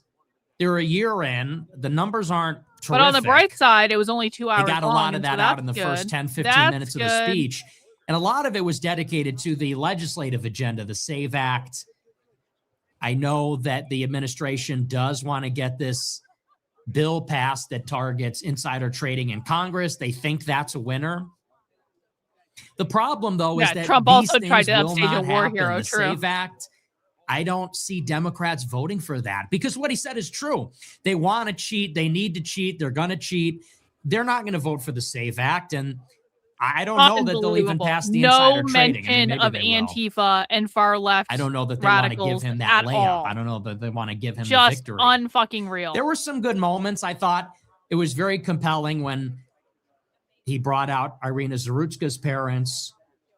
I thought it was powerful when he had Congress stand up. If you believe you should put citizens over illegal immigrants, there was some good stuff in there. And Trump in the State of the Union, if you've been with us for years and years, you know he loves the veterans, and especially for the State of the Union, he looks at it as a TV spot. So in his mind, this is a variety show. And so there's drama and there's tension, and he likes telling these stories and bringing out the guests, and he likes the medal ceremony. He loves to load it up with stuff like that, and he did it again. Loves to load it up with those types of things. In his mind, like I said, this is a variety show, so he wants tears, he wants anger, he wants to play on the emotions, he wants the drama, the reunion with the Venezuelan dissident, the Medal of Honor recognition, all that sort of stuff. And of course, every State of the Union, they'll bring out the guests, but he really likes to load it up. And he loves those little dramatic moments. And then, of course, he loves the American history stuff. All of his rallies, all the speeches, they always end in the same way, which is to tell the story of America, all that kind of stuff, which honestly, for me, at this point, it's take it or leave it. It's not particularly profound, well-written, well-executed. Yep, in my view, it's just fluff. So I don't know that this speech really moves the needle. I think that people are going to see this isn't going to move the needle what they at want. all. Liberals are going to hate it. Conservatives are going to love it. They're going to love the combativeness. I think overall, though, the antagonistic nature of it, I think that turns people off. I obviously love it. When he says the transgenders are crazy, that's going to go viral. That'll be the clip, I think. The illegal immigration thing, the transgender thing, those will be the viral moments. And I think Fox News and the usual suspects are going to push that out and say, wow, just wow. Democrats wouldn't stand up for the citizens. So it'll do what it's intended to do. But if the significance of the speech is to reset ahead of 26, it doesn't do that. I don't think it was focused enough. It was not about when is unity. The Democrat response happening? Not that I'm, opposed to that. I like the antagonistic nature of it. I don't think there's a very strong call to action. I think it was a very average speech. I would give it a B. I would give it a B, maybe a C. Exceedingly average. Some fun moments, don't get me wrong. I mean, to me, I look at that as self-indulgent and fun. That's, I think, what everyone will talk about this week. He kept directly and aggressively attacking the Democrats, just throwing it at them, and they were seething, and he was reveling in that. And I don't blame him. I mean, okay. Oh, here we go. Okay. Response. No response. We need to get this off the screen. I don't know. So the Democrat response, we're going to stick around for that. That's in 3 minutes. Good. Democrat response. These are the two ugliest girls I've ever seen in my life. It's honestly hurting. I don't even want to look at it. I don't think you should be looking at that. Okay. So I think that's what that's just rough. Everyone will be talking about that aspect of it. And from my point of view, I like it because I'm a far-right extremist. So I think the Democrats are the problem. The left are the problem. However, I think most people, especially older people and middle-of-the-road people, I think they're going to look at it as maybe too antagonistic, maybe too provocative, unsettling. So I don't know how much play you're going to get with that. I don't know if that's going to be well received. And so if the pitch is this is supposed to be some kind of midterm reset, this is supposed to get everybody back on track, I don't see it. I think if anything, this is just the same old Trump, holding on to grudges, kind of delusional assessment of where the country is, these totally impotent calls to action. Everybody needs to pass the SAVE Act. Okay, well, good luck with that. It's Trump. It's classic Trump. It's everything that you expect turned up to the next level. So that's my review of the speech. Like I said at the beginning of the show, I think it's about what we expected. He hit on border security, talked a little bit about some of these other victories. Some of the numbers with the economy are okay. I don't know. Take it or leave it. The big surprise is no announcement on the situation with Iran. People were expecting, and people said that maybe there'd be a declaration of war, or maybe there'd be some new development there, but we really just got the drive-by on Iran, really didn't talk much about it. Nothing about Epstein was not mentioned at all. I thought I heard that Epstein victims were guests. They must have been guests of other people, because obviously he didn't even name Epstein, didn't talk about the DOJ really at all. And talked about the National Guard deployments, but only the ones to Memphis and New Orleans, because the other ones were a flop. Chicago, Minneapolis, LA were a total joke. So we only brought out, and the reason being is because Memphis and New Orleans are in Republican states where the Republican governor requested the Guard. In the blue states, Trump had to activate the Guard against the wishes of the governor, and ultimately pulled them out. So wasn't successful. You're going to see what you're going to see. I mean, for me, like I said, as a hard right guy, as a far right guy, it's a pep rally, and you like to see that combativeness. You like to see the Democrats get shit on. I like the seething. And I thought it was a high energy speech. It was a little meandering at times. Obviously, he's 100 years old, so he's losing it a little bit. And so it definitely drags at times. And sometimes you don't even know what he's saying. For the most part, though, it was a long speech. It was pretty high energy.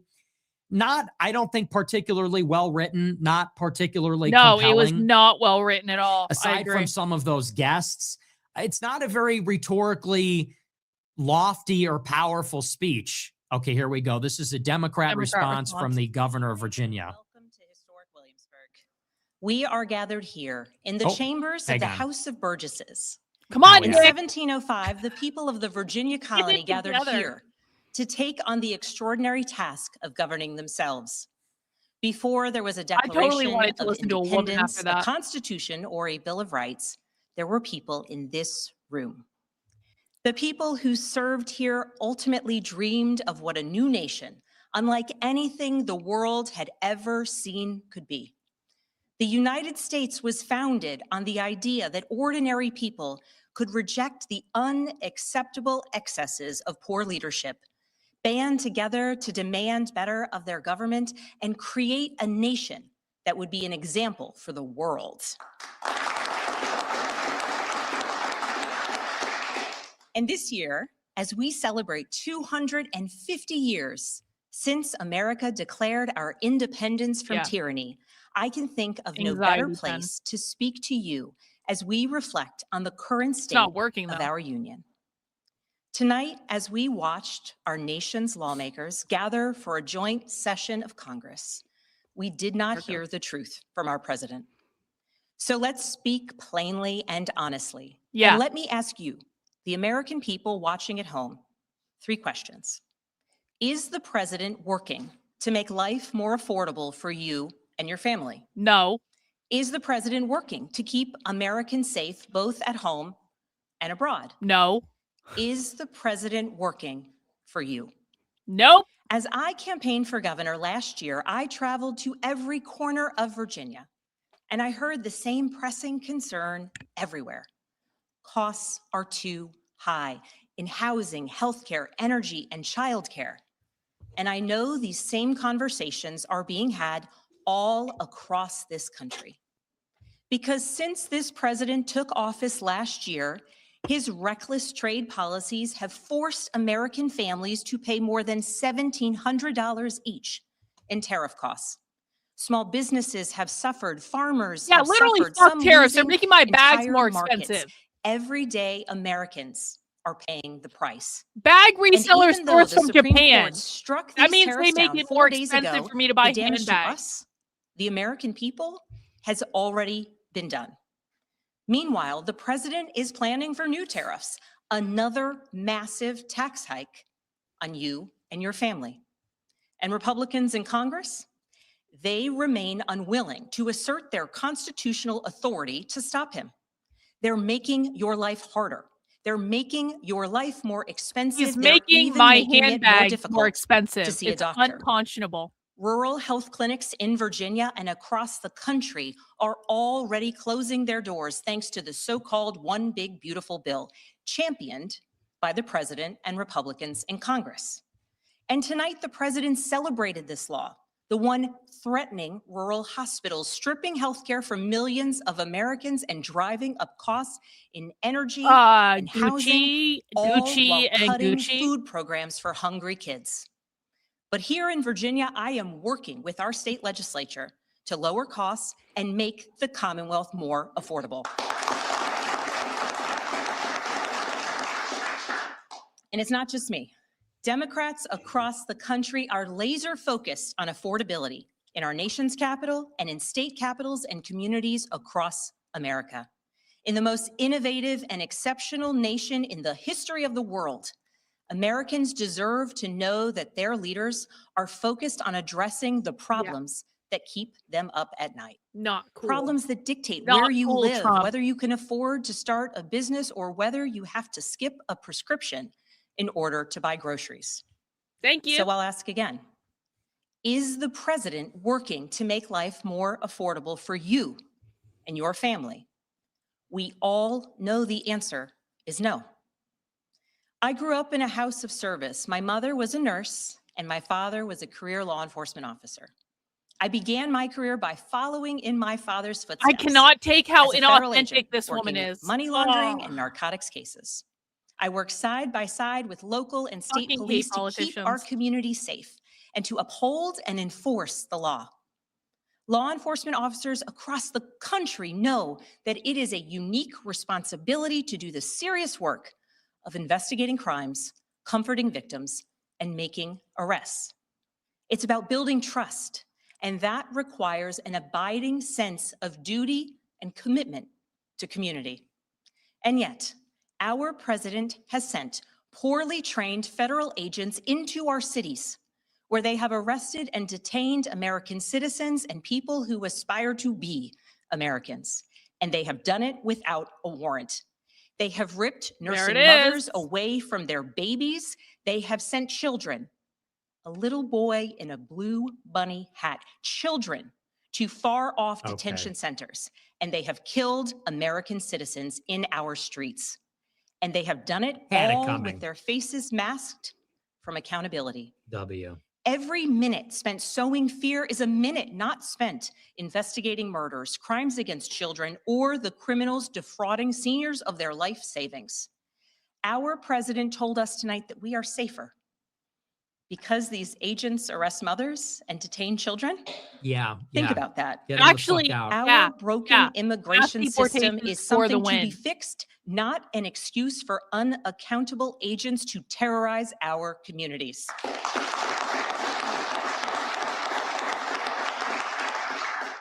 After working in law enforcement, I continued my career of service as a CIA officer, working undercover to protect the United States and our allies from global threats, terrorism, nuclear weapons, and the aggression of adversarial nations around the globe. She was working with But Joe as the Kent. president spoke of his perceived successes tonight, he continues to cede economic power and technological strength to Russia, bow down to China, bow down to a Russian dictator, and make plans for war with Iran. Here's the truth. Over the last year, through Doge, mass firings, and the Trump didn't even mention of deeply Doge. unserious people No to our mention of nation's fucking most Doge serious at positions, all. our president has endangered the long and storied history of the United States of America being a force for good. So I'll ask again, is the president working to keep Americans safe, both at home and abroad? We all know the answer is no. In his speech tonight, the president did what he always does. He lied, he scapegoated, and he distracted. And he offered no real solutions to our nation's pressing challenges. I'll look it up. Thank you. So many of which he is actively making worse. He tries to divide us. He tries to enrage us, to pit us against one another, neighbor against neighbor, and sometimes he succeeds. And so you have to ask, who benefits from his rhetoric, his policies, his actions, the short list of laws he's pushed through this Republican Congress? Somebody must be benefiting. He's enriching himself, his family, his friends. The scale of the corruption is unprecedented. That's true. There's the cover-up of the Epstein files, the crypto scams, cozying up to foreign princes for airplanes and billionaires for ballrooms, putting his name and face on buildings all over our nation's capital. This is not what our founders envisioned, not by a long shot. Okay, go off. So I'll ask again, is the president working for you? We all know the answer is no. But here's the special thing about America. On our 250th anniversary, we know better than any nation what is possible when ordinary citizens, like those who once dreamed right here in this room, reject the unacceptable and demand more of their government. We see it in the determination of students organizing school walkouts all across the country, whose voices are becoming so powerful. So the entire response from the Democrats is about anti-ICE. Oh, we see it in the bravery of Americans in Minnesota standing up for their communities, from peacefully protesting Trump in didn't even sub-zero mention temperatures this. to carpooling children to school so that their immigrant parents are not ripped away from them in the parking lot. Wow. As a mother of 3 school-age daughters, I am inspired by their bravery, but I am sickened that it is necessary. And Americans across the country are taking action. They are going to the ballot box to reject this chaos.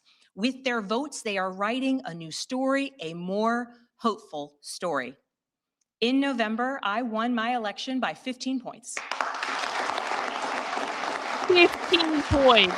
Wow. Holy shit. We won 13 new seats in our state legislature. That's crazy. Because voters the GOP is embarrassing, guys. They are votes from Democrats, Republicans, independents, and everyone in between. Because they knew as citizens they could demand more, that they could vote for what they believe matters, and that they didn't need to be constrained by a party or political affiliation. This is happening across the country. New Jersey elected Mikey Sherrill as governor in a double-digit victory. Democrats flipped state legislative seats in places like Georgia, Iowa, Mississippi, and Texas. The list goes on and on. Ordinary Americans are stepping up to run in the spirit of our forefathers. They are running to demand more and to do more for their neighbors and communities. I know this story well. I first ran for office in 2018 alongside dozens of other Democrats who did the seemingly impossible, flipping 41 seats in Congress.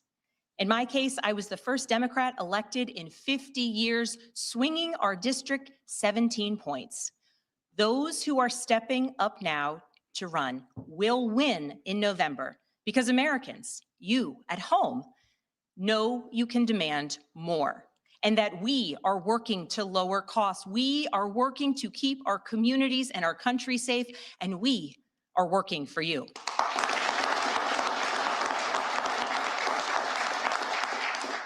In his farewell address, George Washington warned us about the possibility of, quote, cunning, ambitious, and unprincipled men rising to power. But he also encouraged us, all Americans, to unite in a common cause, to move this nation forward. That is our charge once more, and that is what we are seeing across the country. It is deeply American and patriotic to do so, and it is how we ensure that the state of our union remains strong, not just this year, but for the next 250 years as well. But Trump talked about hockey for 10 minutes. The power to make change, the power to stand up for what is right, the power to demand more of our nation. Thanks, Steve. All right. Wrap May it up, God lady. bless the Commonwealth of Virginia, and may God bless the United States of America. No, he mentioned the Somali fraud. He did I a love brief when they moment turn to about the that. side, don't you? I love when they turn to the side. And that was Democratic government. Hit him with the little nose check. All right, let's see what Hit him Nick's with the final little thoughts are, and then we'll wrap it early up. life check. Okay, well, here's your Democrat response. We'll talk a little bit more about the State of the Union. Then I'm going to read these super chats. Then I have to go to the bathroom. Struggle is real, guys. I just drank this huge glass of water, so I'm going to read these, but I'll hold it. I'll hold it in. You're doing everyone a great service, Nick. I'm a professional. Yeah, Nick is all a right. Well, professional streamer. let's talk a little bit more about this. Then we will get through the super chats. Then that's it. I've been streaming for 3 hours. Professional. It's been a long streamer on. Well, there you have it. You know, it's a little bit clarifying once you see the Democrat response, because they actually have a message. And you can tell from that whole, I don't know what that was, maybe 5-10 minutes. From the Democrat response, they are running on the affordability issue. And that's the same thing they used to hammer Republicans last year. And for those that don't know, she is she's considered a center-left Democrat. She won in Virginia, flipped it from red to blue, carried all those delegates in the state legislature in a major upset. Like she said, she carried the state by 15 points. It was at one time considered a purple state, and they did have a Republican governor there before, Glenn Youngkin. And so this is seen as a sign of things to come, that Virginia's a blue state, and the center-left Democrats talking about affordability are going to be very competitive. This was in November of 2025, so just a few months ago. And the story of that election was the same, which is that it's the economy. The economy is not doing as well as it should be. And at the minimum, perceptions of the economy are still not good. The public's perception of prices and the long-term economic outlook is not good. And so whether that's real or not, it's really immaterial. That's the perception. And as long as Democrats run on that, they're going to be successful. And to me, there's just a gulf between the Republican messaging and the Democrat messaging. What would you say the Republican messaging was from that State of the Union? It's really slop. It's slopulism. It's the hockey team. It's this golden age stuff, the America 250 anniversary. It was the clickbait the veterans, and you love the veterans, but this is just patriotard slop. Yep. It's right-wing populism slop, and they're running on that. And what was interesting in the State of the Union on affordability, Trump talked about housing prices and getting mortgage rates down. He talked about healthcare and drug prices. So he talked about the issue. But maybe the most memorable thing he said about it is that he basically hand-waved away and dismissed the idea that affordability is a real concern. So he talked about some of the main issues concerning affordability, like the no tax on tips and mortgage rates and housing prices. And so he actually did weigh in on a few of those things for a little bit of time. But to me, the memorable part is when he said, oh, the Democrats are running on affordability. Well, I don't know where they got that idea from. And I think that comes across as so out of touch, especially considering the political defeat that Republicans were dealt in November, because it was all about affordability. That was Mamdani, that was New Jersey, that was Virginia. And Trump, I think, is just delusional on this issue from an electoral point of view. And he said this at rallies. He said, oh, I won affordability. I won on that issue. And it's like, no, you didn't. You're not winning on that one. You're not winning. You didn't win. Republicans aren't winning. And it's a big problem. The perception is that the economy is not doing well for one reason or another. And there are signs, there are indicators that it's doing well. Like you mentioned, the stock prices and housing prices, assets are appreciating. But in other ways, people feel like they're being stretched. People feel like they're being squeezed. There's a lot of anecdotal evidence of this. Like I said, there are some other indicators, some delinquencies on car loans, on mortgages. People feel like the economy is not doing well. And historically, that is the big indicator. Is the economy doing well? Do people feel like the economy is doing well? If they don't, you lose the election. Mm-hmm. And so what I see in the Democrat response is they are taking that to the bank. That's their playbook. That's what they ran on in November of 25. That's what they're running on now. And as long as they stay away from the thornier stuff, like, look, I think they realize the transgender issue is an albatross. Maybe even abortion didn't pay the dividends they thought it would in 2024. Now they know the playbook, which is they steer clear of the more divisive stuff. They present as normal, centrist, moderate, and they're playing up a few things. It's affordability is the big one. Lately, they're also playing up, though, the anti-corruption angle. And that's a powerful argument because these things are actually also related. Hitting affordability while also hitting on the so-called oligarchy, the billionaires, the Epstein class, that whole thing, it's a class warfare playbook. And so it's, hey, we are the working class. We are the forgotten middle. We're the middle class. And we are raising a challenge as people that are frustrated about the economy against the fat cats. And it's not a golden age, but a gilded age. And obviously what's deeply related to this is corruption.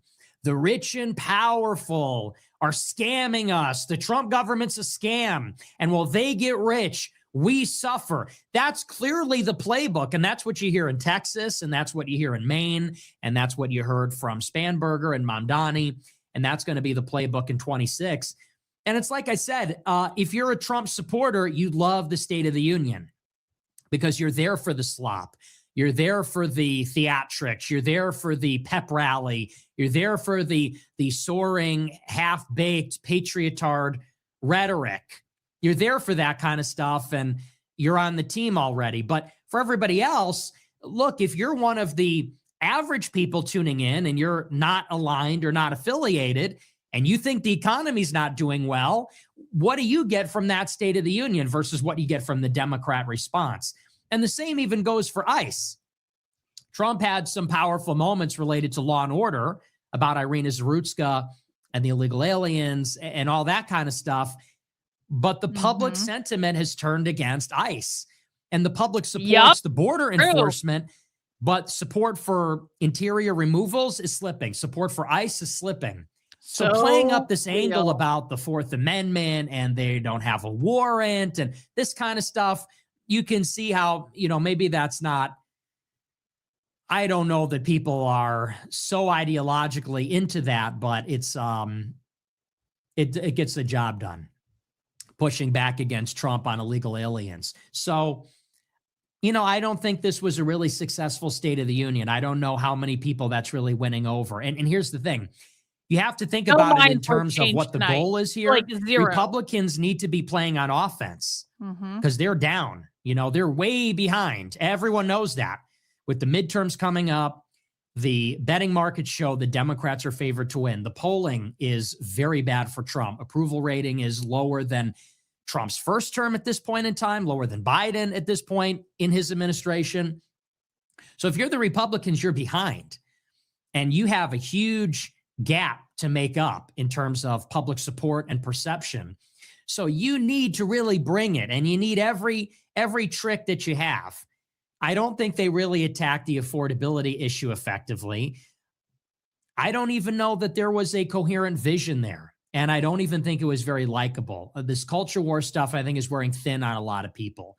The partisan political stuff, it seems that as time goes on, whoever plays more into that, maybe it's more of a weakness now than it was a few years ago. So I don't know. I don't think it was very successful, but I guess we'll see what happens tomorrow. We'll have to see what the response is. I haven't even gotten a chance to see what Twitter has to say about it. I'm sort of curious.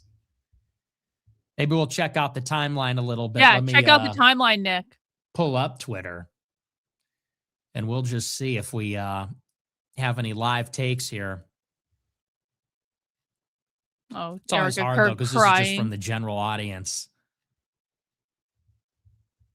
You get people like this, Reverend Jordan Wells. The Democrats are scheming. The black people are not apes. That was a funny moment. I totally forgot about that. That was funny. Yeah, see, this is what I'm talking about. I don't think this is going to play well. And that, to me, that is, I think the Democrats are going to take that and turn that into a layup. Oh, yeah, 100%. 100%. But maybe I'm being overly critical. 100%. All right. Well, we're going to get into the super chats. Then we'll wrap this up. It's been a long night. We'll take a look. We'll see what we. Well, I guess Nick is tired and he wants to go to bed, and so or he wants to go to the bathroom at least. Hey, listen, guys, it's been a banner day of streaming. Hey, thanks, Just a College Dropout. Can't wait to be blamed for Republican and Trump's demolishing, even though we warned these idiots. Oh yeah, that's actually a great point. People like us, and listen. I know that there are people in my community that are going to vote for the Republicans. I totally get it. Personally, I don't care. I think that everyone needs to do what their conscience tells them to do. I really do mean that. If you're still going to vote for the Republicans, even though they have failed over and over and over and over and over again, that is your business. If you're going to vote for the Democrats as a protest vote, that is your business. I am not going to vote at all. I'm going to be very honest. It's so ironic because this will be the first election where my husband is a U.S. citizen. So I'm sure that Victor is going to go and register to vote just because, it's kind of a big deal, right? He's allowed to vote now. It's kind of a big. I mean, I don't know that for sure. He's going to have to make up his own mind. But I'm not fucking voting for shit. And because there is absolutely zero reason for me to vote. No one has asked for my vote. No one has earned my vote. I fucking loathe these people. I don't believe these people care about any of the issues I care about at all. I don't believe these people are going to do anything about the issues that I care about at all. So why would I fucking vote for them? And the thing of it is, Just a College Dropout is absolutely right. Everyone that feels like I do, and I don't think I'm alone here. 1 in the chat if you're not planning to vote right now. 2 in the chat if you're going to vote for the Republicans. 3 in the chat if you're going to vote for the Democrats. 1 in the chat if you're not planning to vote. 2 if you're going to vote for Republicans. 3 if you're going to vote for Democrats. Again, you can do whatever you want. People are allowed to have their own beliefs and own political opinions. But I'm telling you, they are going to blame all of us for the fact that they fucking lost. When in fact, no. You could have won my vote. You could have earned my vote had you spoken to the issues I care about, actually done something on the issues I care about, didn't just fucking lie and send all my money to Israel.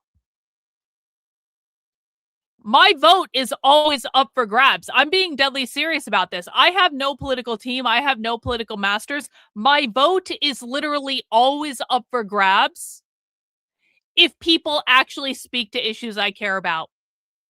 And don't lie to me. And don't fucking pander to me. Just speak about the issues that I care about intelligently, because I probably know more about them than you do. And then do stuff to solve problems I care about, and you will get my vote. But since Republicans refuse to do that, since Trump did not even mention the far left once in the entire fucking State of the Union. Trump probably thinks that Ilhan Omar is representative of the far left. Guess what? Spoiler alert, she is not. There are way further left people than Ilhan Omar, and many of them are organizing the anti-ICE protests that are going to erupt nationwide in the next couple of months, leading up to May Day 2026. So, I don't want to hear it. Conservatives, I don't want to hear it. When you guys get your asses handed to you in November, we tried to warn you. You didn't want to listen.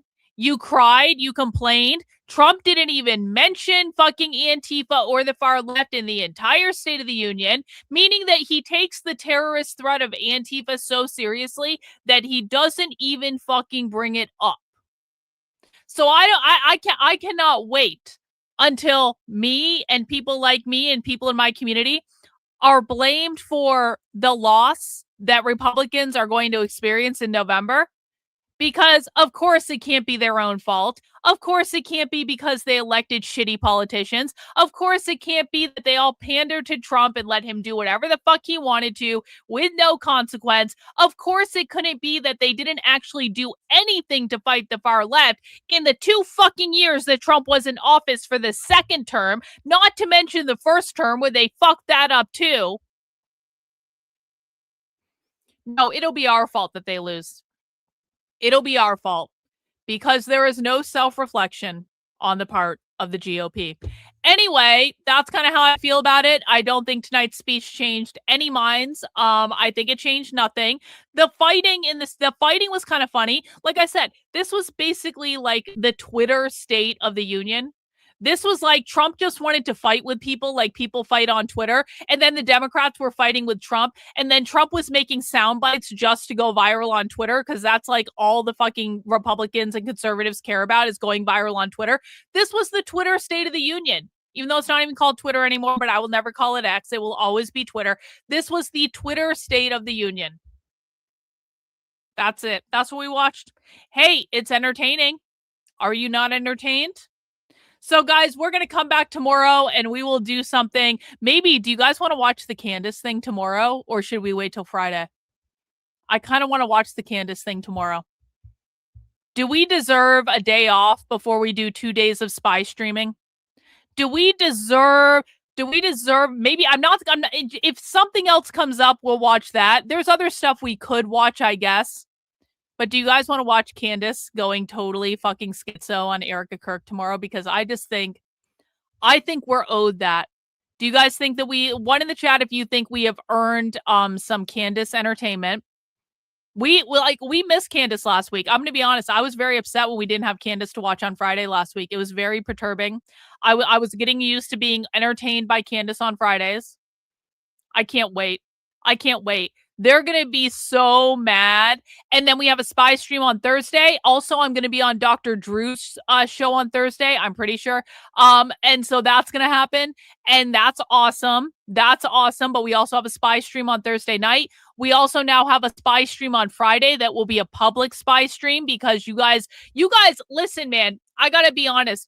I did not expect to hit 363 new members of the channel today.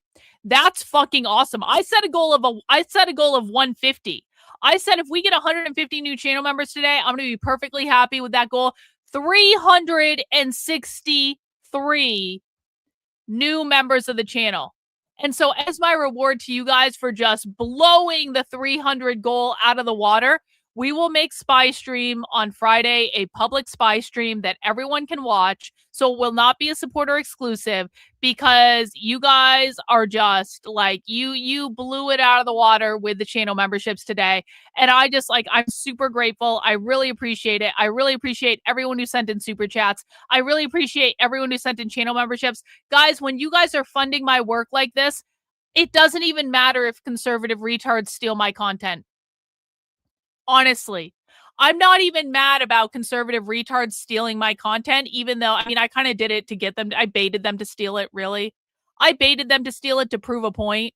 But, I'm not even mad at it. Do you want to know why? In the past, when conservative retards stole my content, they prevented my work from getting funded. Today, when conservative retards stole my content, it led to just an epic amount of new channel members and super chats and Substack subscriptions. And I really appreciate it, guys. It makes it so much easier. And I have the best community on the internet. I'm really, really grateful. I'm going to head off now. We've been streaming for a while, and I will be back tomorrow. And that's it, guys. That's it. Thanks for hanging out. I appreciate all of you, and I'll see you soon. Bye.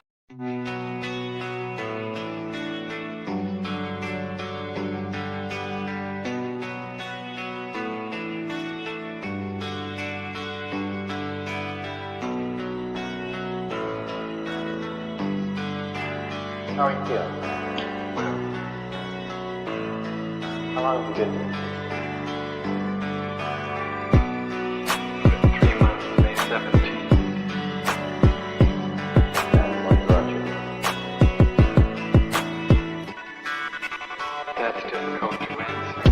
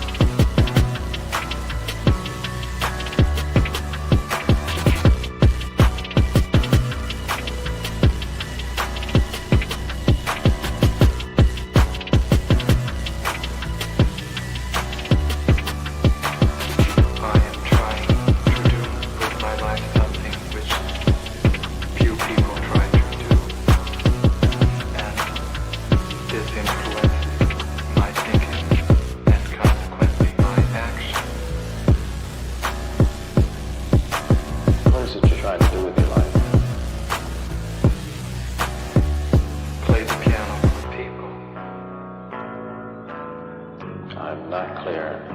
How is it that playing the piano for people has eventually resulted in your being here in the hospital?